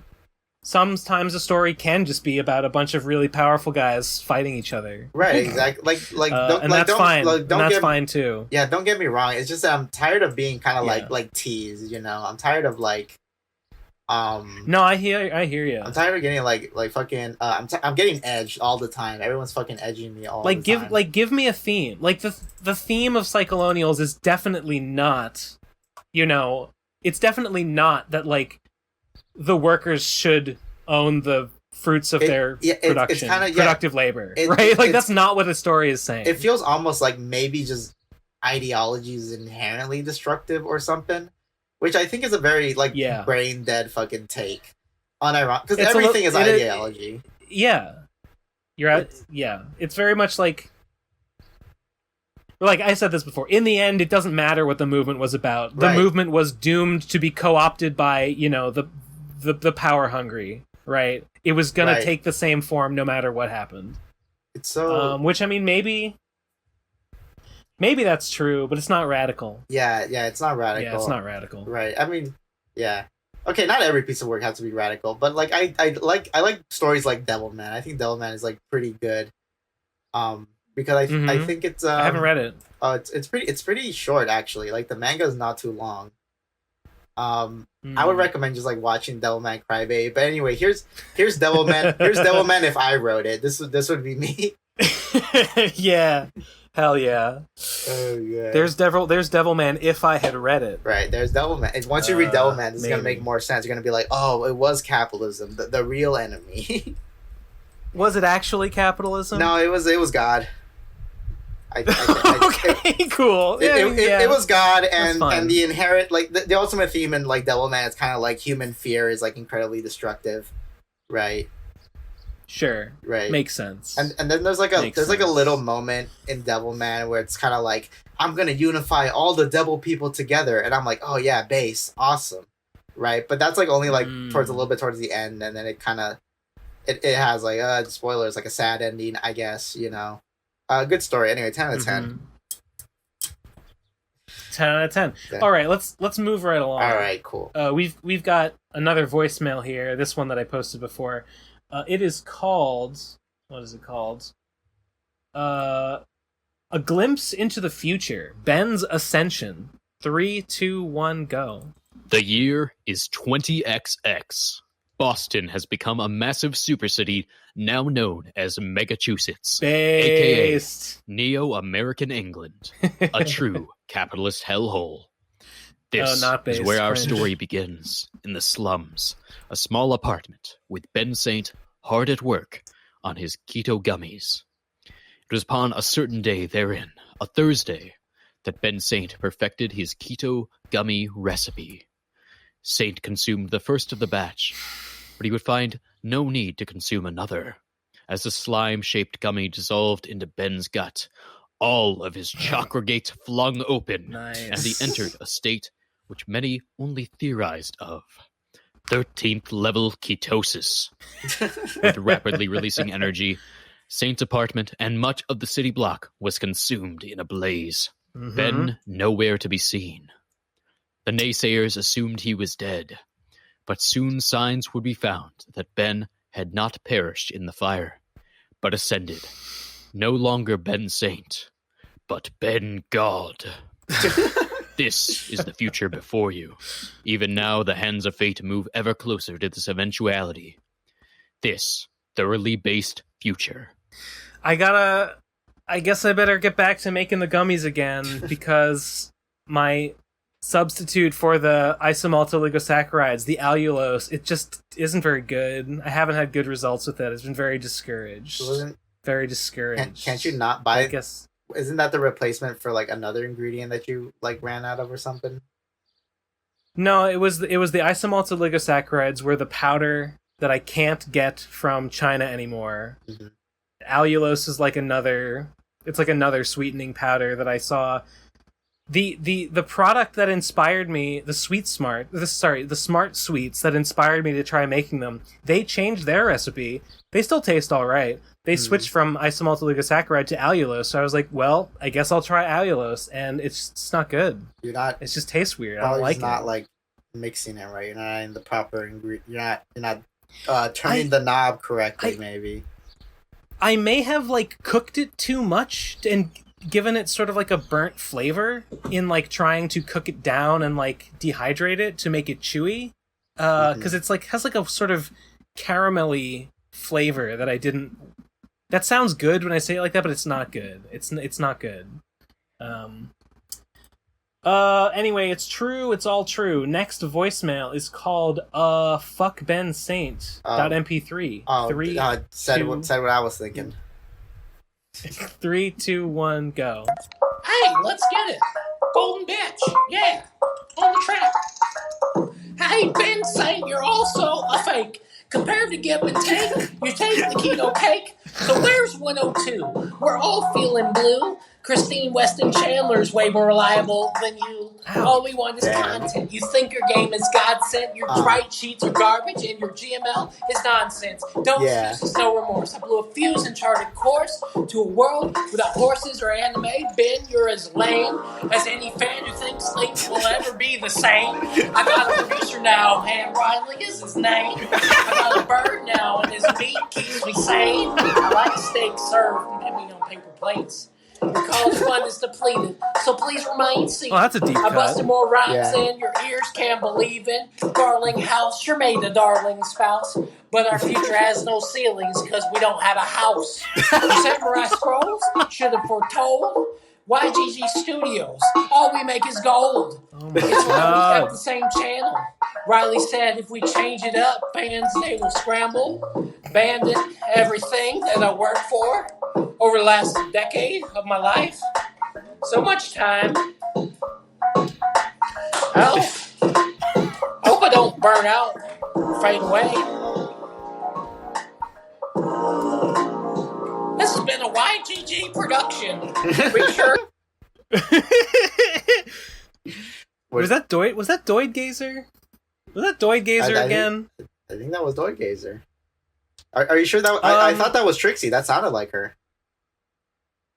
Yeah, Trixie famously of the Doid Gazers.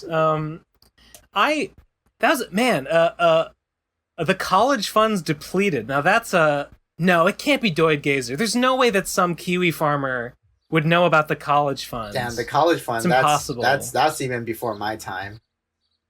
This guy is hello? Yo, who's that? Oh my God. Someone just snuck in. It is I, Zero. Oh, are you recording what yourself? What the fuck? Are you recording? Yes, and I'm crashing the PCP. Oh my God! I knew this would happen. Remind I me knew this would happen eventually. Remind me who Zero is again.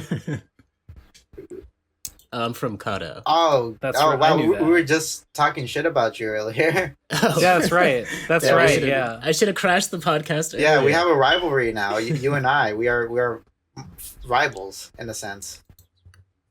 Are you hot-blooded rivals? Yeah. Even? Yeah, we established earlier. Hot-blooded I was talking mad garbage about Kato, and I told people, don't read the Kato anthology. Read my comic, Villainverse, far superior. Now there's two teams, Team Villain and Team Kato, right? Oh my goodness. Yeah. It's the only way. I recommend you also read. It had to be this way. I recommend you also read Villainverse so you know your enemy. You know. Right, of course. So, you want to know who you're dealing with. I think there's only one way to settle this rivalry. Of course. Everyone has to read both and come to their own conclusion. Okay, read both. Which one is read better. Kato. Look, all I gotta say is that Kato needs, like, how many people are in the anthology? We have 10 comics. Okay, Kato needs like 10 people to make one comic. Villainverse, just one guy, and there's 5 chapters and a prologue? Herb. I don't know. Numbers don't lie. Numbers don't lie. Numbers don't lie. I'm just saying I'm saying there's going to be a lot more Villainverse they need to be catching up on than Kato. I don't want them to forget about Kato once they're try to do everything by yourself. Wait, I'm sorry, man. I interrupted you. I'm sorry. What'd you say? Hoodie and I believe in the power of friendship. Mm-hmm. We don't try to do everything by ourselves, and that's why we will defeat a villain like you. Yeah. Okay. Cheesy. Go I mean, ahead. for someone you talked really big about wanting socialism, but I mean, you seems like you're the sole owner of the means of your own production. Oh no! I'm a hypocrite. No. Fascist a little much. Yeah. No, I swear. Why can't I ever do anything on YouTube without being called a fascist? It's happening. It's happening. Just embrace it. The PCP has to go back to its far right roots. Gotta go back to being all right. Okay. I'll say it. I'll say the word. I'll say it right. Oh God. I missed it. I missed what did you say? Days. I was gonna say the word, the forbidden word. Oh. Well, you wouldn't be the first one. Yeah. Then what's the name of the guy who's making the list? He's gonna have to add me into the N-word list. Spiral. Yeah, Spiral's gonna have to add me. There's gonna be one for Cheesy. Oh God! This late in the game. So Zero, what's new up? Challenger arrived. I just finished my book club. Finished your book club. What happened in the book club? And you just thought you'd come waltzing in here. Yeah. Just come sauntering on in like you own the damn place. Yeah. I figured it'd be a good opportunity to come say hello. Oh, hey, what's up? What's up? How it do? What's poppin'? What's poppin'? Well, it was all chill until I realized y'all were talking shit. It's just how. Do you want to listen? Do you want to listen to the next voicemail with us? Yeah. Since you're here anyway, okay. Well, the next voicemail, I'm putting it there in the general, is called "Can Nate Grow a Real Beard?" Okay, 3, 2, 1, go. So I'm watching the Brad lecture. Did any of you bang the Gina statue? Or not? Cut out? Two very different questions. What happened to that cutout? What happens at RadCon stays at RadCon. Next voicemail is called where is it? Oh God. Yeah. Trixie Eleazar, Trixie cut left this all her. out. Yeah, Trixie left her gender at RadCon. Left it in Gino's beehole. Yeah. Gross. Both given Trixie. That's where they left their gender at RadCon. That's for just like I left part of my tooth at RFCKCon. Shout outs to RFCKCon boys. Next one is called Gushing. 3, 2, 1, go. Hey PCP, monotone bitch here. A couple weeks ago I called in on like pee poo poo. I don't understand why you want to draw comics. I just like illustrations because I'm a lazy loser. Yeah, terrible. Then I actually read y'all's art and holy shit, you guys are so cool. Then, aside from the insanely strong character writing, my favorite part of the Vapors is how you play with lighting and the lack thereof. Wow. That page in the first chapter where Vincent is walking to the games club and it's all dark and everything made me kill myself because it was so good. Yeah, I know. Then I'm reading The Lord of Ghosts and Gib, you have all these sick panel layouts, like when the flower head slices the bloodworm in half, and I'm just like, whoa, that's so cool. Anyway, I finished that and now I have 2 comic pages sketched out and I'm going to do another one after work, so thank you guys for being so inspiring, I guess. Fucking... Oh, hell yeah. More voicemails like this where you just gush about how cool our stuff is, please. Guys, I know the one... cheese... Yeah, go on. I just happened to be looking... I had Saint Comics open the other day, and I just happened to be open to... I think the exact page you're talking about where he's walking down the path and like the lanterns are on, and he sort of has this little shadow is coming off of his feet, and you like the silhouette of the buildings in the background. I think I know the exact panel this guy's talking about. I thought he was going to say the one where Vincent comes through the door and is sort of like shadowed in the front with the what's the word for the little dots that you put on a comic? screen tone. He's got the screen tone shading on, but no, the inky blackness of that night with the bubbling light of the lanterns, the light posts. Yes, thank you. He should be Villainverse. Villainverse is pretty cool. That guy, Giga Chat or whatever his name is, got some Kirby crackle coming out of his head. I mean, that's pretty nifty. I'm a fucking sucker. I'm a simp for the Kirby crackle. I'm a big Kirby simp. In case people haven't noticed. I feel it. Mm-hmm. I feel it. Oh wait, Kirby deserves simps. He deserves simps. Yeah, more than Stan. There, I said it. No. Wait. Him saying that he now is working on a comic just made me realize something. Do you guys know about the Eisners? No. Yeah, I saw Casey Nowak tweeting about the Eisners and saying that they suck the other day. Oh, they do, but I still want one anyway. Sure. And I think I know how. So apparently, like this year, they're like doing these forms where if you just work in the comic book industry, you just fill it out, and then they'll send you like some sort of like email where like you get to vote on who wins. But and then and the thing is that it's just like an open link, like anyone could get the link. And I applied for it because I like technically self-published something, right? And I'm seeing if that allows me to be able to vote, which makes me think like, maybe I could rig the Eisners for like one of my comics to win. That's what I'm hoping, because like it may be. Because what's like exact like is because it's like what are the qualifications? Do I have to have worked in the big two, or just like does indie stuff count? If I indie and like relevant enough, that's fine. Because there's like so many people who don't work on Marvel and DC who are like mostly indie guys, and they're getting like Eisners. Even people who do like web comics, like they get Eisners too.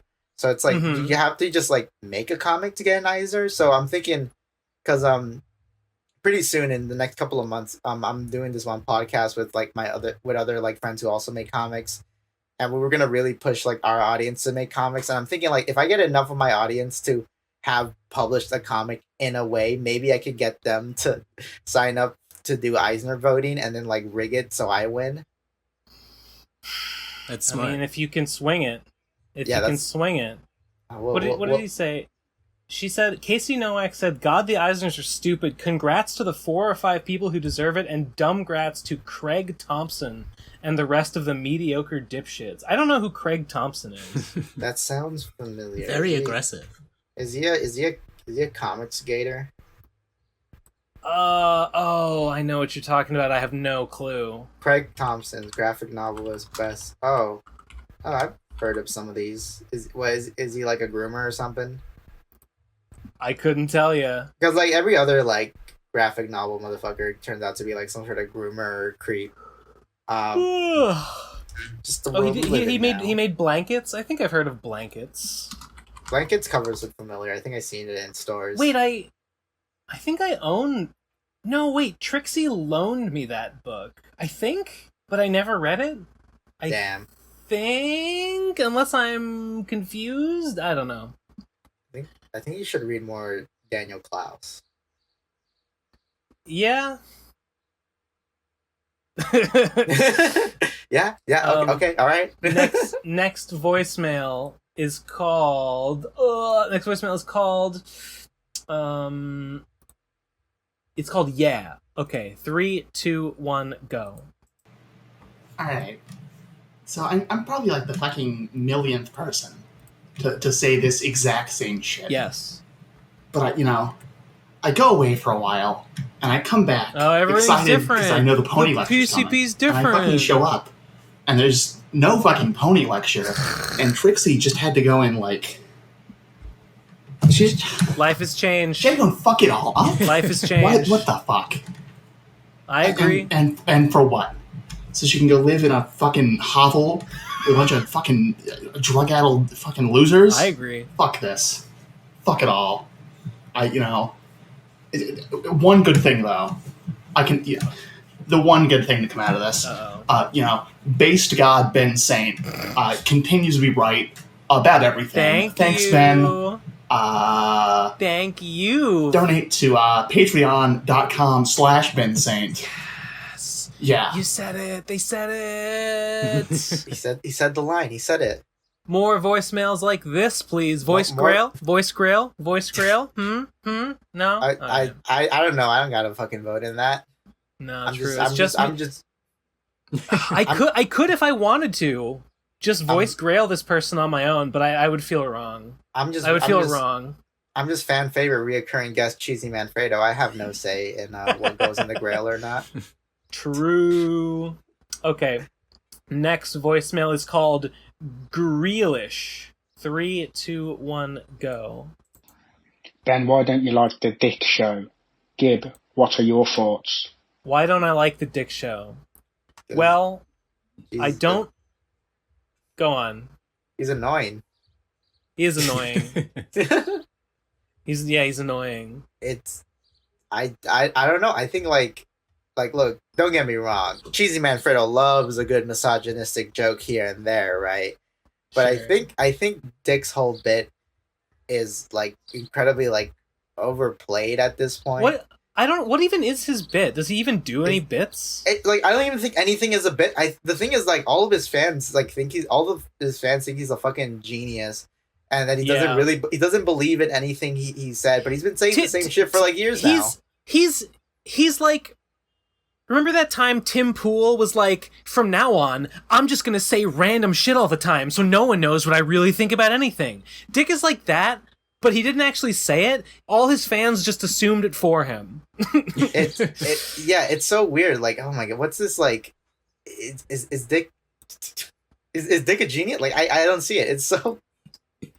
Dick is someone responded to me on Twitter the other day, and they said the thing, like, Dick being a genius, like, the idea that Dick is smart probably came from the fact that he was on Biggest Problem, and Maddox was so dumb, and Dick looked so smart in comparison. Oh my god! Like Dick seemed like a genius at the time.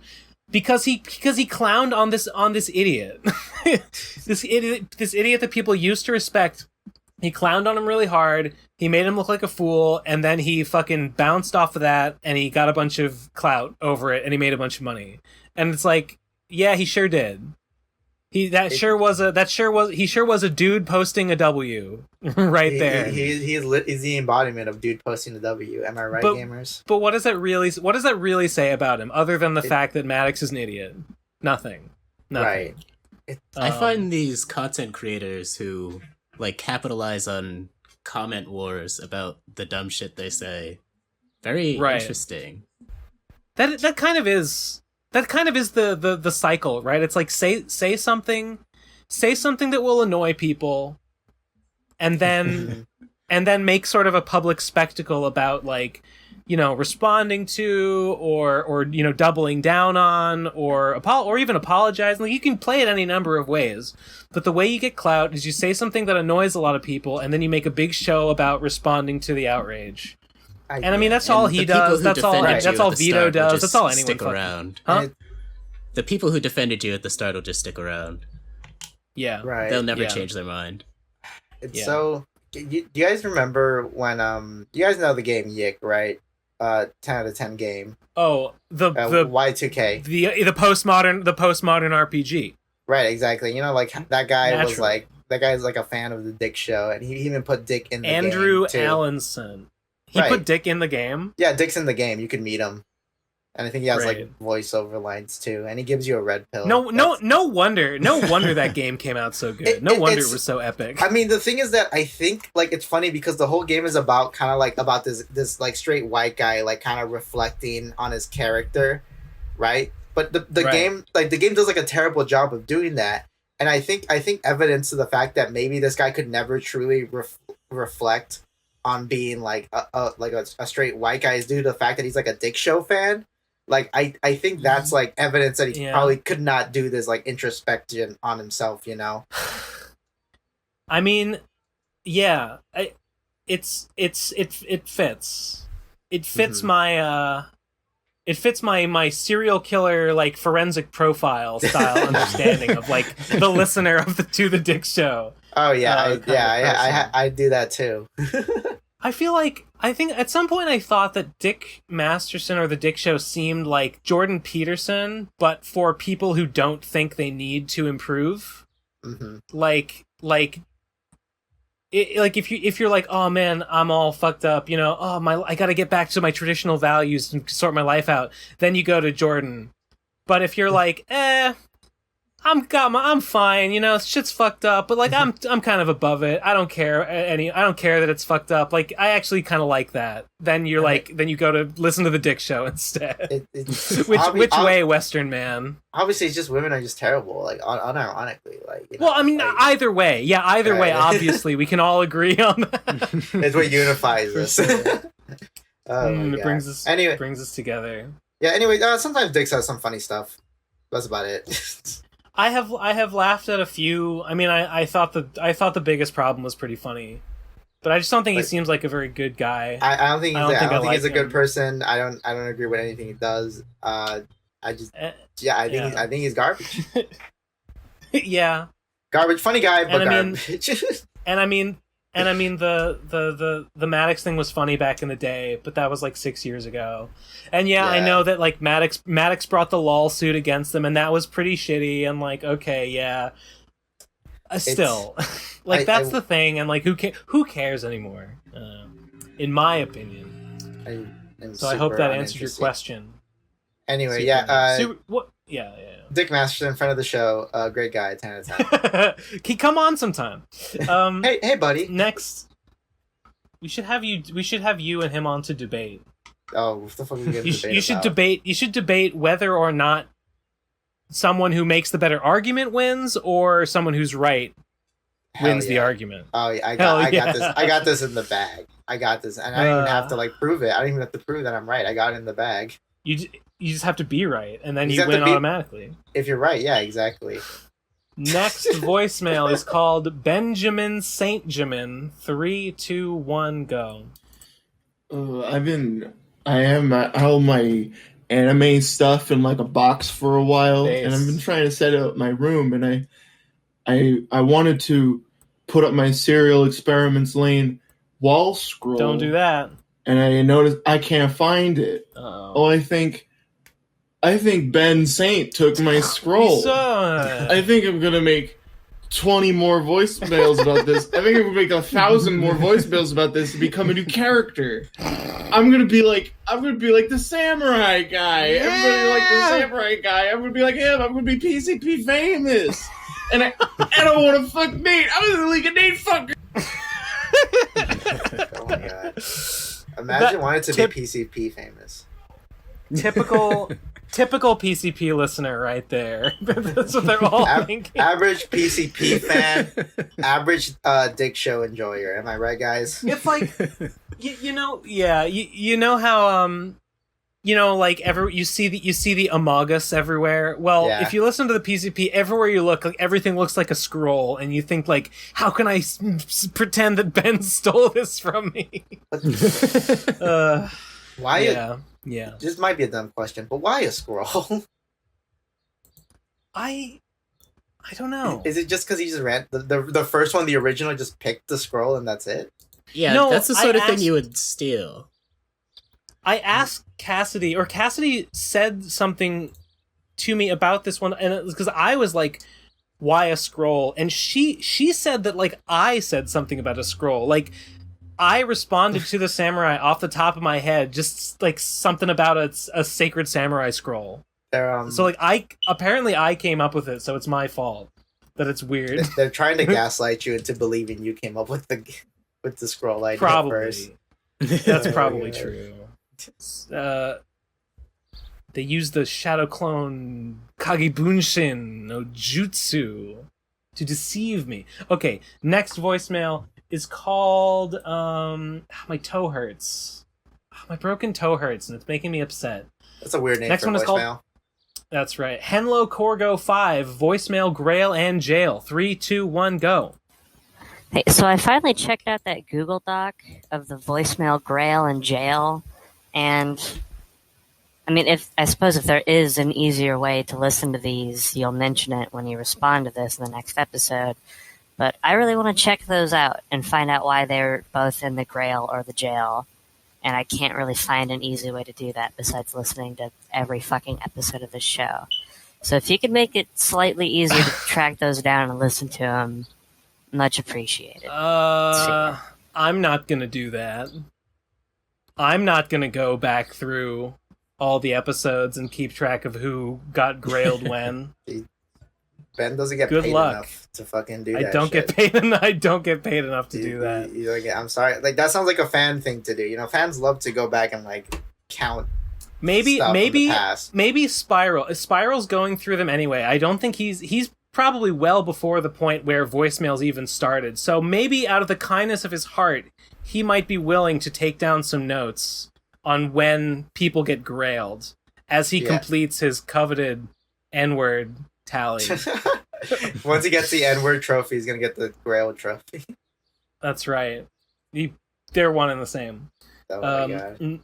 Next voicemail is called. Sorry, I didn't put it here in time. It is called. Wait, no, sorry. Listen to the one that's called 3295. That one is called Hi Ben. 3, 2, 1, go.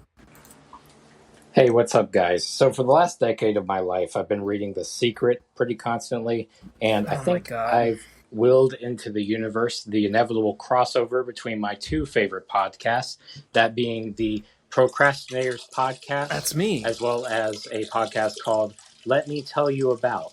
So I started willing this into the universe around 2017, 2018. Is he peeing? And slowly but surely, I think he's made it peeing. happen through sheer power of will. Yeah, that's me. All right. So Let Me Tell You About has now crossed over into the Loudest podcast, which is loosely affiliated with you guys through Trixie and the Dick Show and I'm supposed to be on Christery, so by the way. I've been supposed to be for like a year now. Inevitably going to cross over, so why not go ahead and make it happen now? It's a lot less willpower on me and my spiritual chakras. And I got into both of your podcasts around the same time, trying to look for a way to introduce normies into Chris Chan. So I feel like you guys have a lot to talk about. Yeah. Make it happen. All Asterios or Sarancha needs to do is just message me, because they long ago they said, Ben, you should be on an episode of Christery, and I said sure, of course. And since then, it's come up. They've said like, yeah, we're gonna do that here. All they have to do is ask. I'm down. I don't know if a crossover would work. I actually have seen. I used to watch. Let Me Tell You About. Whenever they would talk about a topic I was interested in, and basically the premise is that one guy just tells his co-host all about a topic, right? Yeah, and I've seen it around. I've never listened to one. And I forget his name. I think his name is Ted or Tab. Oh, I forget. Oh, dude, I'm sorry I forgot this guy's name, but he seems like a cool guy. He's been on the Loudest podcast a couple times. I could see Ben and him being on the Loudest podcast together, because sometimes like Asterios likes to get little group chats together for bits. But I don't know. I don't know how like connected Ben is to Asterios. Ben, did you ever listen to like my little podcast that I did with Asterios? No. Something I noticed about Asterios that like in retrospect should have been obvious is that like you know you've been on a podcast before and you talk to people, and then you'll pause to let like the other person say something after you like say after you say something, you pause and you let that person react, right? Yeah.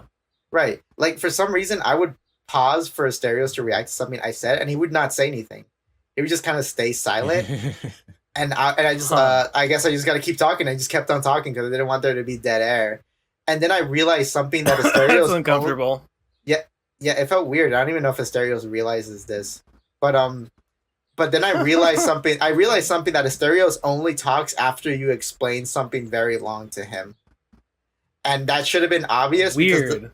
That should have been obvious because on the Loudest podcast, all that is Sriracha explaining stuff to him. That's it. Wow. Okay. Yeah, I mean, I don't know. That's the vibe I got. I don't know if you.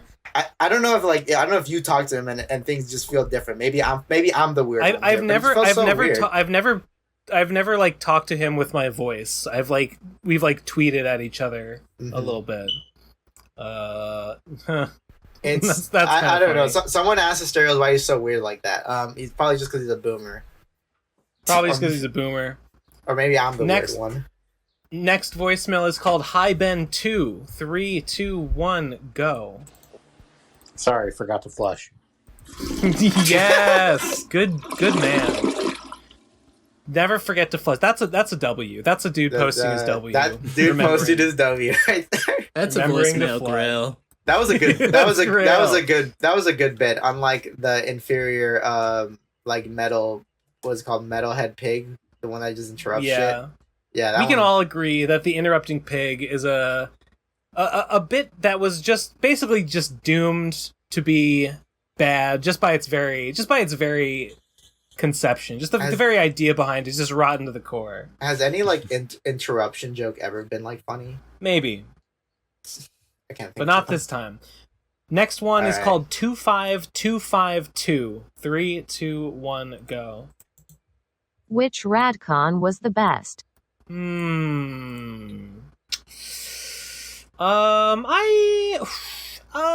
gonna say 3. That I'm gonna was the say last 3. one? 4. No, 4 was the last one. You fucking dingus. I don't watch Radcon.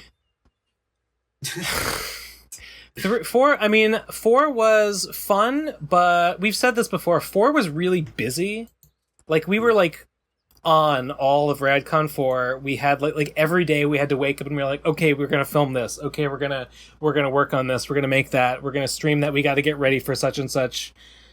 So like it was, in terms of which one, I think I enjoyed 3 more because we didn't have as much to do. We didn't have as much like in mind of like, okay, these are the things we're gonna make while we're here. We were just kind of like, we'll get together and we'll just make a bunch of shit and whatever we want to do.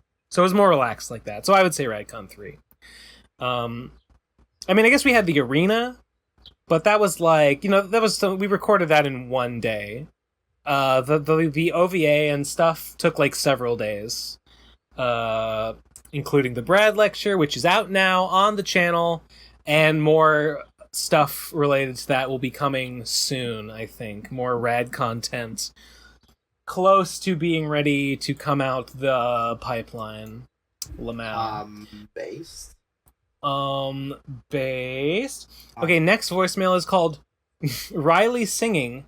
Add the backing track. Eleazar, earn your keep. Okay. 3, 2, 1, go. Hey, what's up, fuckers? It's me, Riley, the Vizier. This is definitely Doid Gazers. And I I thought that was just Pan wanted you Peaks up to for a second. have a clear reference point for my beautiful singing voice. 3, 2, 1, let's hit it.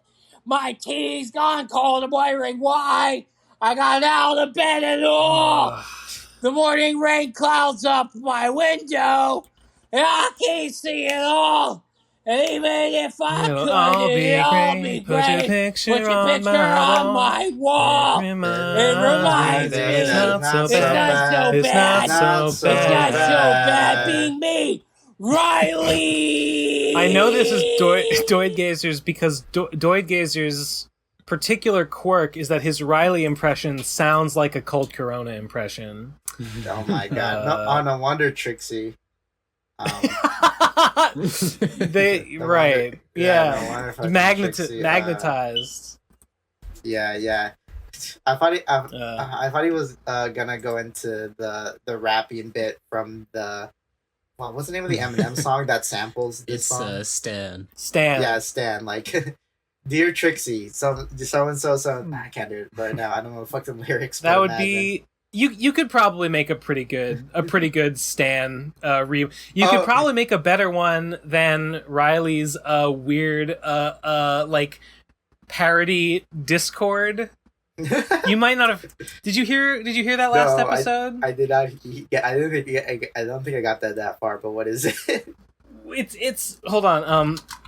The Pro Crastinators podcast. Yeah, someone submitted a voicemail that is a clip of Riley singing a very slightly altered lyrical version of the Discord song. Discord, I'm howling at the moon. Oh yeah, sleeping in the I got middle to of that a song. part. Yeah. Okay, well, it's real. Oh shit. Someone who posted it. I'm going through the comments. Neckbeard Bananas in the comments last time posted a. Here it is too. We don't have to listen to it, but it's a real fucking thing. It's like him and some guy I've never heard of called Hazen Cruz, and the joke of the song is like that someone is like talking shit or like trying to cancel this guy Hazen Cruz, and they're doing it by posting screenshots on Discord. And so the song is like, Discord is the villain because that's where they're trying to cancel Hazen Cruz. Whatever. The point is just that Riley sounds really bad. Riley's voice just sounds really bad on this track, and it's very fun. We thought it was fake. We discussed it last time, and me and Gib, I'd be like, this would be really funny if it was real, but nah, it can't be real. Nah, this sounds weird. Nah, that doesn't sound right. I think it's fake. It's real. It's real. In case anyone was still wondering. It is amazing. It is amazing. It's a pretty good find. It's a pretty good find. A pretty good archaeological discovery. When you describe what the topic of the song was, I'm like, yeah, that sounds like what a dick show orbiter would like talk about. That sounds like their priority. Yeah, I mean, they're trying to cancel my boy Hazen Cruz. We gotta record a fucking parody brony diss track at them to shut up the haters. Yeah. Hello, this is Ben from the future with an urgent alert. Red alert. The song has been deleted. The legendary track by Vizier Vieg and the presumably also legendary Hazen Cruz performing their revelatory hit single Discord by The Living Tombstone, I think, has been deleted in shame. If anyone has a saved copy, I would love to see it. If not, then I guess these episodes of the PCP will be the only place you will ever be able to hear these lost masterpieces that just wanted to keep you updated. Okay, back to the episode. Next voicemail. Did we not listen called... to 3299? Oh, sorry. Yeah, you're right. Yeah, listen to 3299 is called Hi Ben 3. 3, 2, 1, go.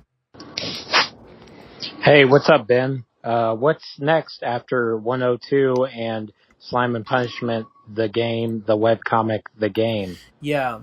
Inquiring minds would like to know. I think... Baby, you want to say anything?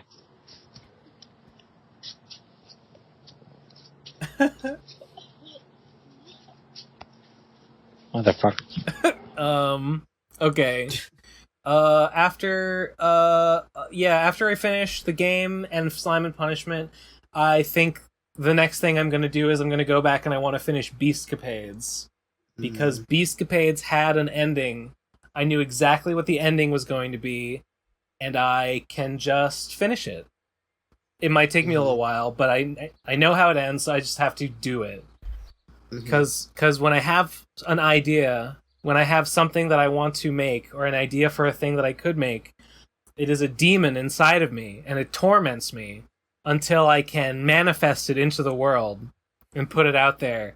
And the demon of Beastcapades is still inside me. It has been tormenting me this entire time. So it'll be the easiest one to exercise once I get this slime demon out. Once he's gone. That's the plan anyway. Okay. Next one is called Mark Fisher is... What? Huh? What? Huh? You got something to say? I was going to make a cum joke, but we could keep on going. Okay. Next one is called Mark Fisher is Dope. 3, 2, 1, go. Ben talked about Tim Rogers recently, and as I have an unhealthy parasocial relationship with the fellow, I'll shed some context. For the sake of time, I'll speed myself up. You can piece the story together by watching his stuff, as it's a mixture of personal anecdotes and game analysis. So this is what I've pieced together. He lived in Japan for over a decade, working at a few large companies before he lost his visa and had to leave his friend to go back to America. He worked in various shitty games, I think that's self-admitted, and then notably No More Heroes. He did stuff in America for a while, then got a job making video content for Kotaku. This enlarged how many people knew about him. He's been writing on actionbutton.net for over 20 years now about games. Highly recommend his written FF6 review called How and Why I Never Finished Becoming a Detective. Anyway, when he left Kotaku, he announced he was going to start making his own videos, and the wide reach of a large corporation ended up with him having a huge Patreon. But really, there's no one like him that I've found. There's so much overlap between his videos. He has an interesting writing style and little things that you'll pick up if you pay attention. Spoilers for his FF7 and Tokimeki video. In the middle of Tokimeki, he goes off on a tangent about his best friend in Japan. Tim often uses friend when referring to his girlfriend, and how they chatted every week until he says a date, and then cuts himself off before going back to the analysis, implying that something happened. In the end of his FF7 series, he explains quite poetically why it's important to him and how it overlaps with his best friend who died. I'm pretty sure they're the same person. It gave me chills when I connected it, and it still does. Anyway, cool guy, interesting mythos. Oh my god, he knew someone that killed himself. Oh my god, that blows my fucking mind so hard to shit, dude. Oh my god, it's a twist ending! Kind of based. I mean, it's a good series. I watched the Final Fantasy VII series. It's a good series. Yeah, it ends with, spoilers, it ends with kind of the twist that he's been talking about this friend every once in a while. In the end, he reveals, like, yeah, she killed herself later. And it's like, oh, that's sad. Oh, he annoyed me. He annoyed me in one of, not in that video, in a different video. Someone, I think it was about it was either the Action Button review of the Final Fantasy VII Remake, or it was the Kotaku pre-review of the Final Fantasy VII Remake. He says that people have been asking him if he's going to make a, like, slow translation video series about the remake like he did with the original, and he says no.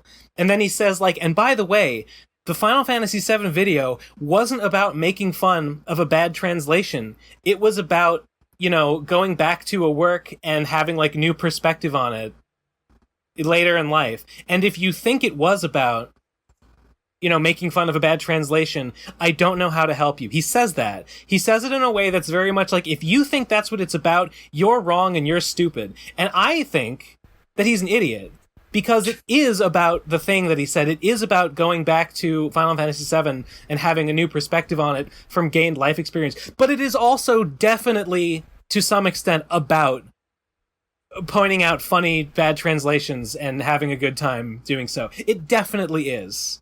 It's about fucking both. You fucking dweeb. That was a real pretentious moment. That was a real Jesse moment right there. I didn't like it. Real Jesse move. That was a real Jesse moment. Yeah, real Jesse. And here's my Tim Rogers impression. That's why Tokimeki Memorial objectifies love and makes you a fucking demon for playing it. And that's the bottom line. And I would know. I mean, I had 6-pack abs in high school. I mean, I ran a 5-minute mile. That's Tim. Oh my god. We should get Tim on the show. We should get Tim on the show. Tim, come on down, buddy. There's a People Tim says weird stuff about himself, and I don't know. He sometimes he'll talk about, like, the memory thing. He claims to have, like, a memory condition that makes him remember everything all the time. And I don't think that's real. Oh, like Dr. That sounds like some Chunibyo, like, Alexandria's Genesis, like fake disability stuff. I don't know. I know that, like, eidetic memory is a thing, but that sounds fake. How does he remember things all the time? You should quiz him. I don't know. Like, does he just have perfect memory? How does that work? I don't know. Just quiz him. He sometimes he claims to have a. I haven't read that Final Fantasy VI essay. I should find it, because he mentions it in I think it's the Final Fantasy VII Remake review. I think I don't know. I haven't seen it yet. He obviously doesn't remember everything, because in the video where he recollects game box art covers from memory, he doesn't get everyone exactly right. He's pretty good at a lot of them, but he definitely doesn't get all of them right. So his memory is not perfect. And, like, what does it even mean to, like, remember everything? Also, apparently he's a Mensa member, which does not impress me. That just makes me think he's a dweeb. Being in Mensa is lame. It's not cool. What does it even mean? I don't think he has perfect memory. He didn't make a video talking about remembering 9/11. He forgot. He forgot. Forgot about 9/11. It's crazy. Whatever. His videos are kind of good. I guess I like them. I guess but I'm at the a end of the fan day, of him. he's my class enemy. He has more in common with Vito Gesualdi than he has with me. He lacks solidarity. He's my fucking enemy. He's a class traitor. I will behead him given half the chance. That's what I'm saying. That's pretty base. The PCP is pro guillotine. Proletarian podcast. That have to be the PTP. No, The PTP. no. Yeah, change to the PTP. Next voicemail is called Lesbian. 3, 2, 1. I'm gonna read it. I'm gonna announce these like Tim Rogers now. 3, 2, 1, go. Hey guys, I'm at work and I just thought about this. Since when has Trixie been into dudes? I just realized she's dating Riley, but I've seen like every not dating Disney Girl Riley. video ever. Nobody can keep it straight. I only stopped watching at Yig, and she's always been like super into lesbianism, and like only watched lesbian porn and like all that stuff. How the hell did that happen? See you guys. Yeah, it's true. It's true that now she likes guys. I guess. I don't know. It's not crazy because I've known a couple of like trans ladies who were like kind of explicitly lesbian, but then dated like guys, which isn't a bad thing, you know.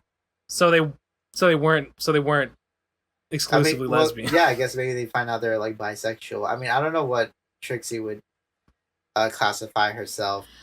Who can even say? Who even fucking knows? Whatever. People's tastes change. They change their mind. They try new things. They do whatever. I don't know. How the fuck should I know? Ask Trixie. What are you asking me this shit for? I don't She's got a fucking podcast. know. She got a podcast. She's Yeah, call into fucking Void Gazer. I'm sorry. I'm being mean. I don't mean to be mean to this person, but I genuinely have no clue, and I don't know why you would think I would know. I'm gonna try to get into another Void Gazer live show. Maybe. Yes, please. Oh, God. Next voicemail is called it's the 3302. It's called Lord of Ghosts. Fake. Angry face. 3, 2, 1, go. Wait, so the Lord of Ghosts isn't an actual ghost? I know. But why the fuck is it called Lord of Ghosts? My god! That's like calling yourself the Lord of Marine Life if you're not actually a goddamn aquatic creature! Ah! It just boggles my mind! Why? Why are they fake? This hurts so fucking much! Okay. You could be. Well, it's like Jesus, right? Jesus was king of the Jews, but obviously he wasn't a Jew because he was a Christian and he believed in his own divinity. So there you go. That's how. It's like it's funny because she's not even here. She can't even answer this question. There's so many like kings. There's so many like kings and royalty that ruled one country that were from another country. Like, I'm pretty sure several of the Henrys were just like Dutch or something. I don't know. This happens all the time. You can be the lord of something without being a member of something. You can just be their lord. It's easy shit, man. This is basic. I think I recognize this voice, but I'm not 100% sure. I think it's a friend of mine. God, I hope not. Yeah, I hope not. Imagine either. being friends with this freak. With this guy. Okay. Okay. I think it is. I think it's Death Alchemist who sent that voicemail. And all I have to say to that. You think so? I know Death Alchemist. I think that sounds like Death Alchemist. I talk to him like every other day because he's very active in my server. But that sounded like him. And all I have to say to his question is that the Batman in The Dark Knight Returns is a fascist, Def. Okay. He's a fascist. I'm sorry, Def. He is a fucking fascist. Like he fits the description perfectly. Bummer. Yeah. Bummer. Anyway, let's go to the next voicemail. I'm sorry to hear that. Yeah. I'm sorry to hear that. I'm sorry Okay. to hear that I'm right. Yeah, I'm sorry to hear that too. Next voicemail is called I'm stupid. The next voicemail is called Influences. Oh well, can't wait to listen to it. Here we go. 3, 2, 1, go. So, in regards to influences, I think one thing that I just want to say is don't pull from the influences that other people want you to pull from. You got to pull from your This is definitely no. unique You're right. This influences. is Like, did you know that This is Mettaton was Alchemist, actually yeah, based on yeah. a robot from Wallace and Gromit? Like, really? Wallace and Gromit is connected to Undertale. Like, did you have any idea how weird that sounds? It doesn't need to be anything big when it comes to your God, influences. Death, I Like, already told if you you see that like a weird Batman is cereal a mascot you fascist like, in and you're Dark like, Knight Returns. It's so yes, I fucking want to put obvious. this in my webcomic. Put it in your webcomic, or just something you like, even from a YouTube video. Yes, I will take this and put it in and make it uniquely my own. Just some food for thought. I absolutely agree with the sentiment, and also, that's really funny that Mettaton was based on the robot from the wrong trout. Wait, no, it's not the wrong trout. It's the one from the. It's the isn't it when they go to the moon? No. The one in the wrong trousers. The villain is like a penguin. Yeah, I think the one where they go to the moon. Yeah, the villain is like it's basically like a refrigerator. Yeah, who skis around on the cheese. Yeah, that's Mettaton. So I totally see it. It's totally true. That's so funny. I never saw that before, but I completely believe it, and I like it a lot. Okay, fucking Windows Explorer just like keeps freezing on me and not letting me click and drag like voicemails. That's fucking lame. By the way, it's so lame. We don't have that many left. Okay. Oh no, we got 1, 2, 3, 4, 5, 6, 7, 8, 9, 10, 11, 12, 13, 14. We've only got 16 more. So we're good. Okay, that's too many. I'm leaving. Alright, Next one don't is forget called to read Villainverse. Fuck, you left. Alright, bye Zero. Zero Bye. couldn't take it. Honestly, I can't blame him. Honestly, I can't blame They him. have the boys, unlike us. Next one is called Inmates in the Asylum. The sharpest swords on the horizon. I think I know what this is going to sound like. 3, 2, 1, go. Yep. Called it.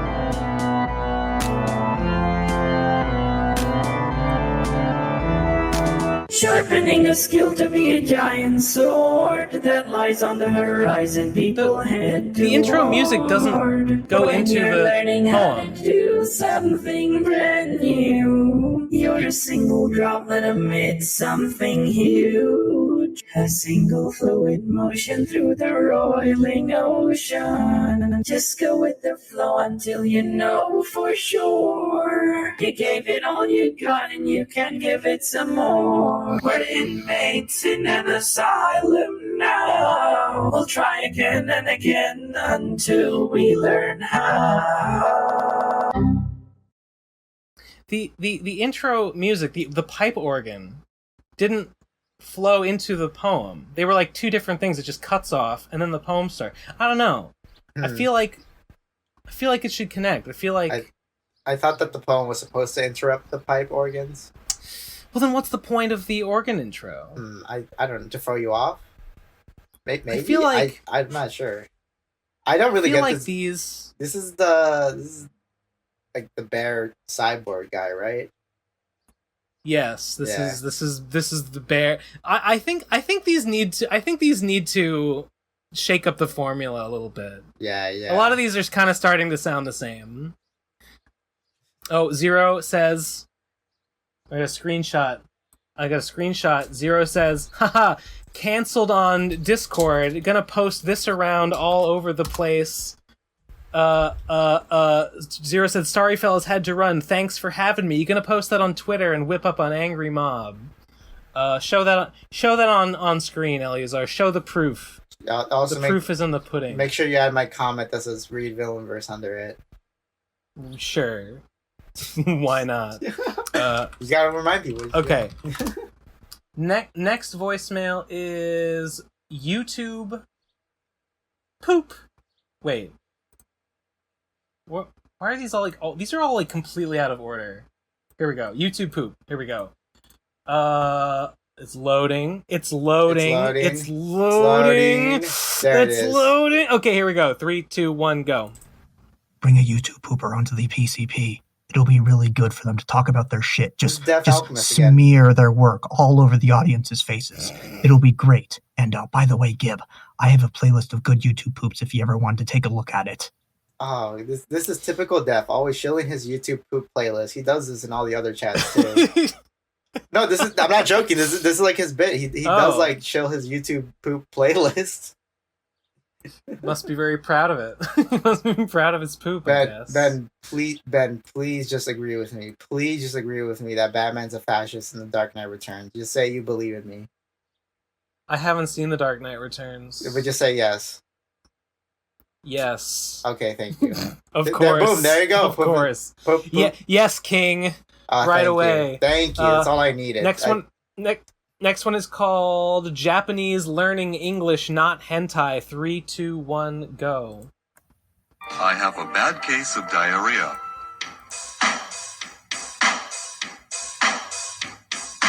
I have a bad case of diarrhea. I have a bad case of diarrhea. I have a bad case of diarrhea. I have a bad case of diarrhea. Wow. Wasn't this from like a JonTron video? I don't. I remember he made a video. I think he made a video where he watched like Japanese like VHS tapes or something, and I think this was like one of the bits maybe. If Lame. I remember correctly. Okay, next one is called. This is a 3307. Based to cringe to question mark. 3, 2, 1, go. So Ben, I gotta say, at first the Radcon with you intro was kind of funny. Then it got really cringe. But now I think it's come back around to being actually good and funny. So you gotta keep it. And for all you bronies out there, that's the real horseshoe theory. Oh, also, if Ben is so flanged, why hasn't Eleazar put some flanger on his voice? Take care. Tom will never die. Is a flanger like an audio effect? What does that sound like? I don't know anything. I have no idea. I have no idea either. Next voicemail. Next voicemail. The intro is based. The intro forever. Chug jug. Okay. 3308. In 3, it's called Quit Yo Bullshit. 3, 2, 1, go. Hey guys, so last week you were talking about when it's okay to accept free work from people, and you specifically mentioned turning down offers of editing episodes of the PCP or making a website. Well, I know that's a load of horse shit, because at the end of 2019 I made that exact same offer, and you guys welcomed it with open arms. Now granted, I came to you guys and said that I'd do the work for free, but not once did any of you resist the idea or offer any money. And that's despite the fact that I paid for a domain, web server, and premium plugins all out of pocket. Instead, you let me do dozens of hours of unpaid work, and then when the site was 99% completed, you just went silent and ghosted me. So here I am, a ghost of your past telling you to quit spouting that bullshit. Whoa. Okay, I believe this. I believe this could be true. I don't know. This might be true. I remember. Okay, but we didn't use the website. I don't think because the website the website we ended up using is it's the Pronators.com. I feel like I didn't talk to this person. I remember someone offered to make the website. Oh my god. Wait a second. Okay, this is off topic, but I just typed in theprocrastinators.com. Yeah. And it's like a country... It's like a country band? It's two guys sitting on their porch strumming guitars. Are they I've called never seen this before. Are they called the Procrastinators? Yeah. Huh. Theprocrastinators.com. They've got a fucking Texas flag as their logo. What is this? They're anti-PCP. The Procrastinators. Okay. All I'm getting is a bunch of clips for the Amazing World of Gumball. Okay.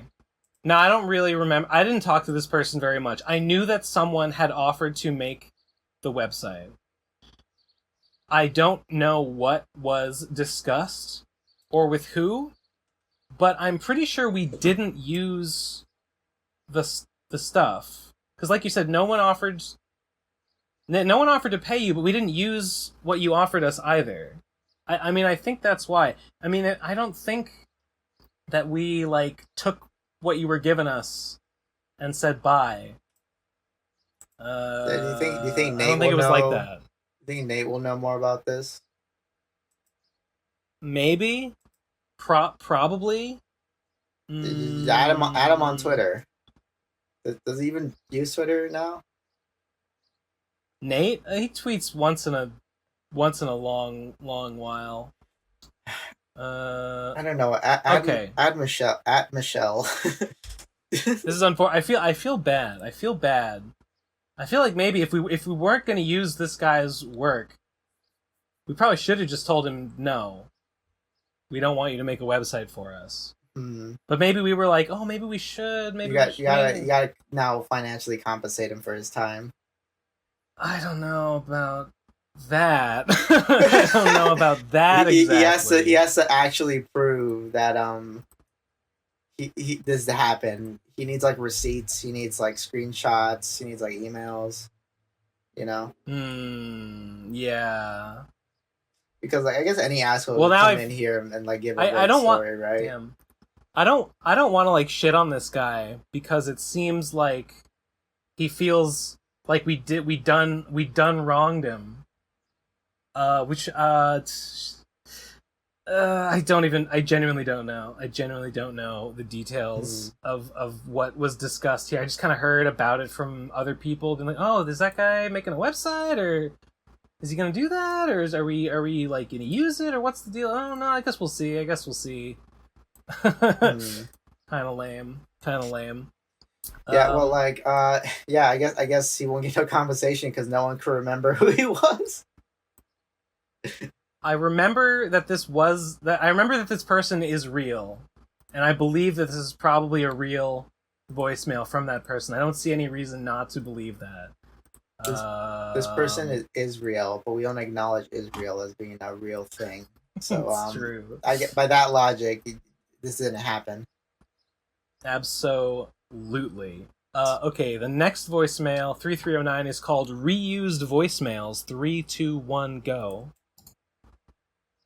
Whoa, someone reused old voicemails. That was surreal to hear. Is it going to be a pig? I sent that Creative Immortality mail like 2 years ago or something, and remember quite clearly that you guys were talking over it. There's a prankster among us. Don't all the PCP members have access to the voicemail archive? Yeah, we have... You know, we do, actually. We do have access to the archive. I don't know if we can, like... Can we, like, search for it? Imposter. There's an imposter in the PCP funneling out old voicemails. No, you know what? What? I'm an idiot. We can. Yeah, no, I can, like, type a search thing and go through our archive and be like, and find voicemails based on what they were titled. That is totally a thing I can do. I didn't even realize. Next voicemail is called SM Part 4. And sorry, I'm posting it right now. SM Part... No, sorry. Yeah, no, SM Part 3. This is SM Part 3. Okay, 3, 2, 1, go. I'm the guy who sent in Riley seeing Discord the other week. Just want to say that was 100% real. I don't know why you guys would think that some fan would just pretend to be Riley seeing Discord. That'd be a really weird, strange thing to do. Anyway, it's on a SoundCloud. It's like a parody of Discord related to the Maddox drama. That's why he said, I'm not a fan of Redditors instead of I'm not a fan of puppeteers. Yeah. Anyway, verse 2. He sounds so bad. Oh god, he like breathes in the middle of his lines. He sucks. He sucks. Oh, his voice breaks. He tries to like do a falsetto and he cracks. Oh, he doesn't crack, but he's so breathy. It's really floundering. It sucks. Yeah, it would be weird for someone to fake it, But I mean, people do weird things all the time. I don't know. I mean, I know that it's real. How now. old is that like SoundCloud account? I don't know how the account is, but the song is only like 8 months old, I think. I mean, and 8 months ago, like no one knew who the fuck any of these guys were. Well, no one in the PCP circle. Maybe not no one in the PCP did. That might be true. Wait, hold on. Let me confirm. The song was posted... I mean, the comments are from like 8 months ago. So, I don't know if I can see whatever, it doesn't matter. But that's like, if it's about the Maddox drama, that seems really late. Yeah. Okay, no, it was posted 2 years ago, or more than a year ago. I don't fucking care. They still talk about Maddox? I don't know. I'm sure, yeah, a bit. I mean, I don't think he's been doing... I think now they just kind of, like... will like see Maddox live streaming and like make fun of him being awkward. Mm-hmm. I think that's just kind of where it's at. How entertaining. how yeah, I know, right? Mm-hmm. Okay, next one is called Quick and Painless, right? Wait, it's loading. It's loading. Is okay, that 3313? 3313 is called Quick and Painless, right? Alright. Wait, did we skip one? Did we skip 3312? Yes. All right. 3312 is called Just Do Computer Science, bro. 3, 2, 1, go. So CS is a very good way to make money with minimal, with less time in college than you need to be like a lawyer or a doctor or whatever. I just would warn that caller that not everybody is cut out for it, and this is the test. Watch the 3 Blue 1 Brown linear algebra series on YouTube. And if you can make it through it and you enjoy it and you can follow along with what he's saying, then you're fucking perfect for it. But if not, it might not be the thing for you, because CS just requires a lot of math and a lot of abstractions. It requires you to be able to think in entirely theoretical space a lot in order to do it well. But if you pass that test, you'll do fine. I have never heard of 3 Blue 1 Brown. It's a YouTube channel? I guess. Okay. I mean, check it out if you want to know about thinking. Next voicemail is called Quick and Painless, right? 3, 2, 1, go. You know how your perception of time can change, like particularly when you're in pain or under stress? What if, as your head is being crushed, it feels like a fucking million years or some shit? Yeah! That would be so epic. That would suck. I would not have a good time. What if when you die, you're dead, but your consciousness doesn't disappear? Rather, it's just stuck in whatever sensation you were feeling at the moment of death forever. Oh God, I hope. What if that's how it? I hope I die coming. I hope I die coming. Yeah, I die coming. I'll be on my deathbed and I'll tell my sons, like, you gotta really fucking jerk me off here, dog. I need to die in a really, this is important. This is the one thing I'll ever ask of you, son. You gotta jerk me off. You gotta jerk your dad off on his deathbed. It's the only way. I'm gonna die when the nut hits. I gotta die in fucking bliss. You ever pull the plug when the nut?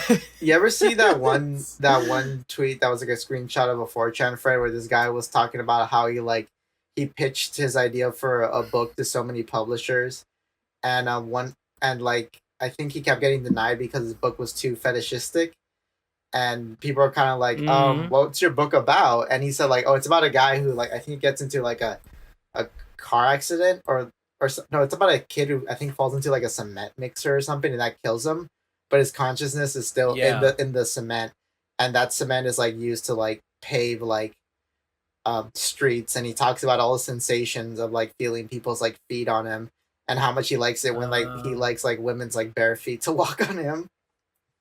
I see. Mm-hmm. Yeah, I have not seen that post, but I get it. Next voicemail is called Rebutting Nate Revisionism. No, sorry. Next one is called Games for Ben. 3, 2, 1, go. Ben, are you aware of Disco Elysium? It's a very Ben-core game. You probably like it. The characters and the setting and shit are all extremely Ben-core because they're about like cops that fucking suck and like conflict between communists and libs and yeah, I've seen. And the setting is screenshots. like there's this fucking. Actually, I won't spoil that, but the setting is fucking crazy. You'd like it. It looks like maybe this kind of story I would like, but it's also like one of those isometric CRPGs, and I like don't really play those, so I'm like, maybe I'd like it. Maybe. Maybe. I don't know. It sounds cool. I want to play it eventually.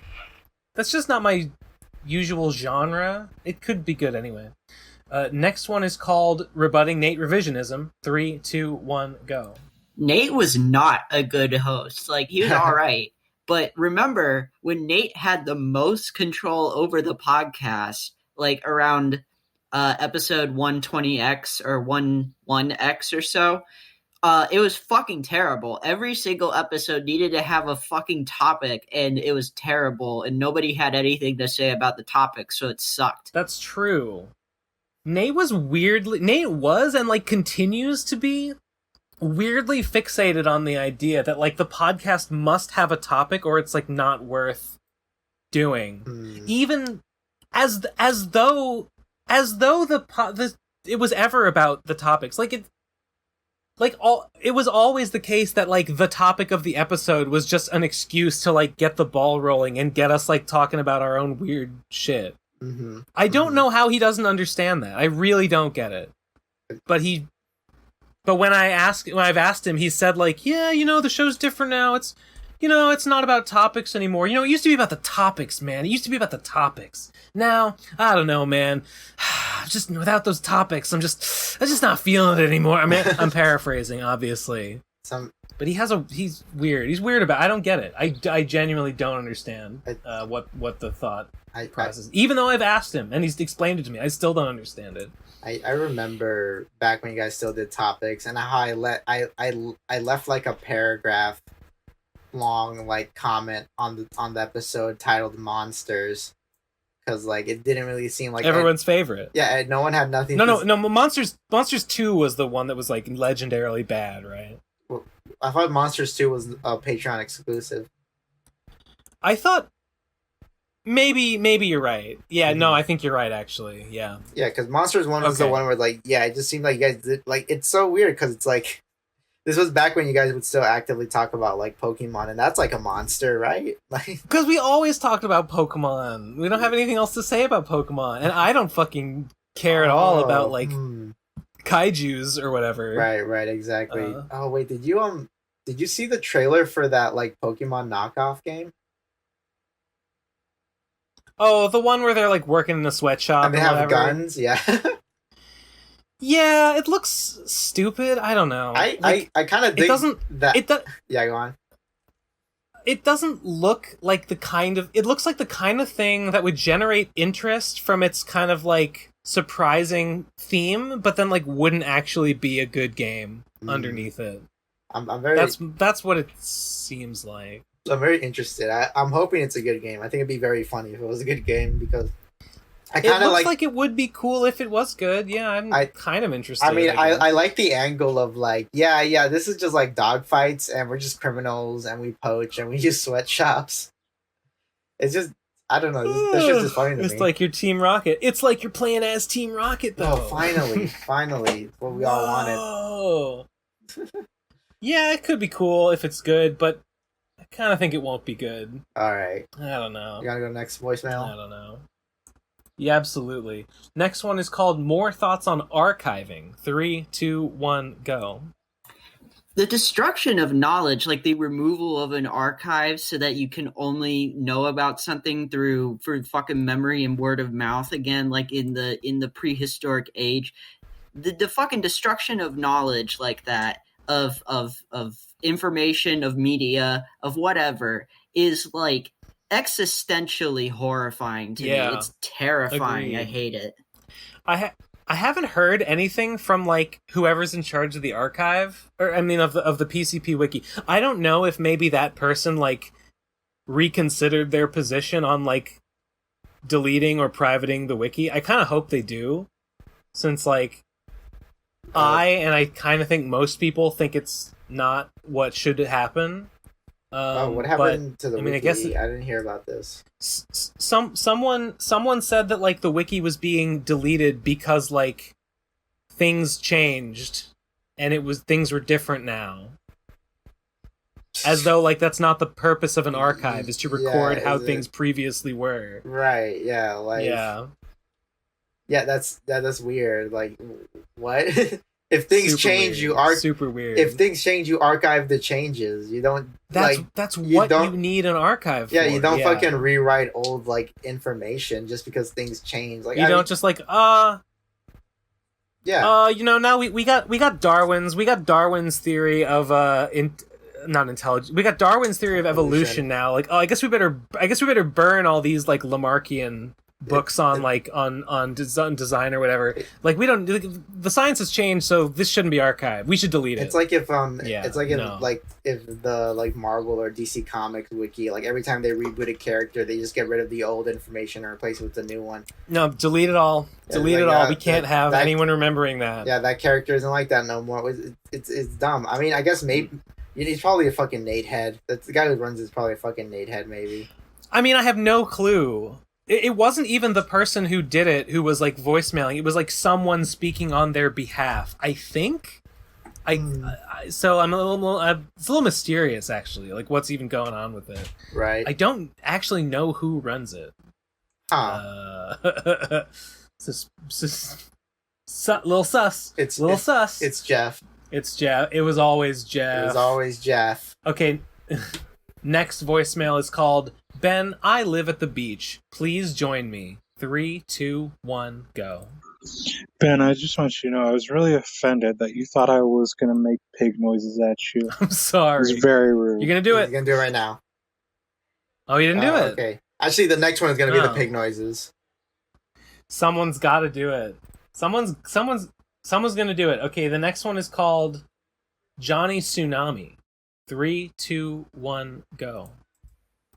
Hello, PCP. Johnny Tsunami calling in again from Tokyo. Your podcast gets worse every week. I don't even listen to it anymore. It's gotten so bad. It's terrible. It really is. You know what you should do? You should kick Ben from the podcast. Even so, I would be better than him. If you can't get Nate back, at least replace Ben with someone who is brain dead, like Dr. Wolf. He has 120K subscribers, 47 million views.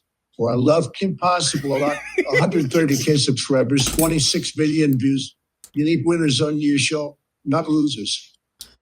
He's right. Was he? God damn it, he's right. Did you hear? Yeah. Yeah, go on. I was gonna say, is he doing a Trump impression? Jesus. Oh, my bad. Fucking lag. Was that a Trump impression? Yeah. Was that a Trump impression? Is that what you're wondering? You're curious? You're not sure? You're on the fence about whether that was a Trump impression? There's moments that sound very like he got a couple of the Trumpisms. Like, oh, I'm pretty sure that was like a oh my god, yes, that was definitely. I think that was like a Trump soundboard or something, or like an AI Trump voice. Yeah, that's yes, what it was definitely a Trump impression. Yeah. I think. Have you seen that clip of Kamala? Yes, I know what you're talking about. You know the one? Yeah. You know the one I'm talking about? Yeah. Do not come. Do not come. And then I'm gonna come. Yeah, it cuts to Trump saying, I'm gonna come. I'm gonna come. And then he's like, the crowd, yeah! And he's like, oh, shucks. Damn, I voted for the wrong guy. I miss him. God. Why do we have to have all these? It's so sad that we have all these like Nazis running around, ruin it for us. Trump was the funniest president. We could have all just enjoyed it and had a good giggle, except people had to go and get serious about it. And then it wasn't funny anymore. God, Trump was being ironic, guys. It was just satire, everything he was doing, guys. Trump was being ironic, and then some idiots had to go and take it too seriously. They took it too far. They ruined it for everybody. All of his fans just don't know that he's ironic. He's supposed to be satirical, and they took it too far. You know? Yeah, it's true. I choose to believe that it's true. Donald Trump has the worst fandom of any show on the hub right now. Yeah, that is Discovery. Okay, Family next. Now. I'm sorry. I dead named Discovery Family. Next voicemail is called Henlo Corgo 6. 3, 2, 1, go. Okay, so I honestly cannot remember for the life of me which lecture it was, but there was a PCP lecture where you, Ben, referenced the song Communist Daughter by Neutral Milk Hotel with the line Semen stains the mountaintops. And for you, it was just a I've referenced meme. that all Like, the you were time. just dicking around, I can tell. But since In the Aeroplane Over the Sea by Neutral Milk Hotel is my favorite album of all time, I was just kind of wondering, like, how much you actually like the album, or if it's actually had an influence This on is you. goofy. This is a goofy question. Just please talk about Neutral Milk Hotel. Just talk about Neutral Milk Hotel. I don't care if you Ben, love the album what or do you hate think the about album. Neutral Just Milk fucking Hotel? talk about Neutral Milk Hotel. I think I do remember that. Yeah, there's one lecture where I just start saying "Semen stains the mountaintops." I yell. I mean, when I lived at DigiHouse with Trixie and Devu, there was like, we had a running joke where we would just start yelling Neutral Milk Hotel. We would just start yelling, "I love you, Jesus Christ," and I've done it on the podcast many times. I mean, it is a funny joke, and it's a funny meme, and they're funny lyrics, and it's fun to go.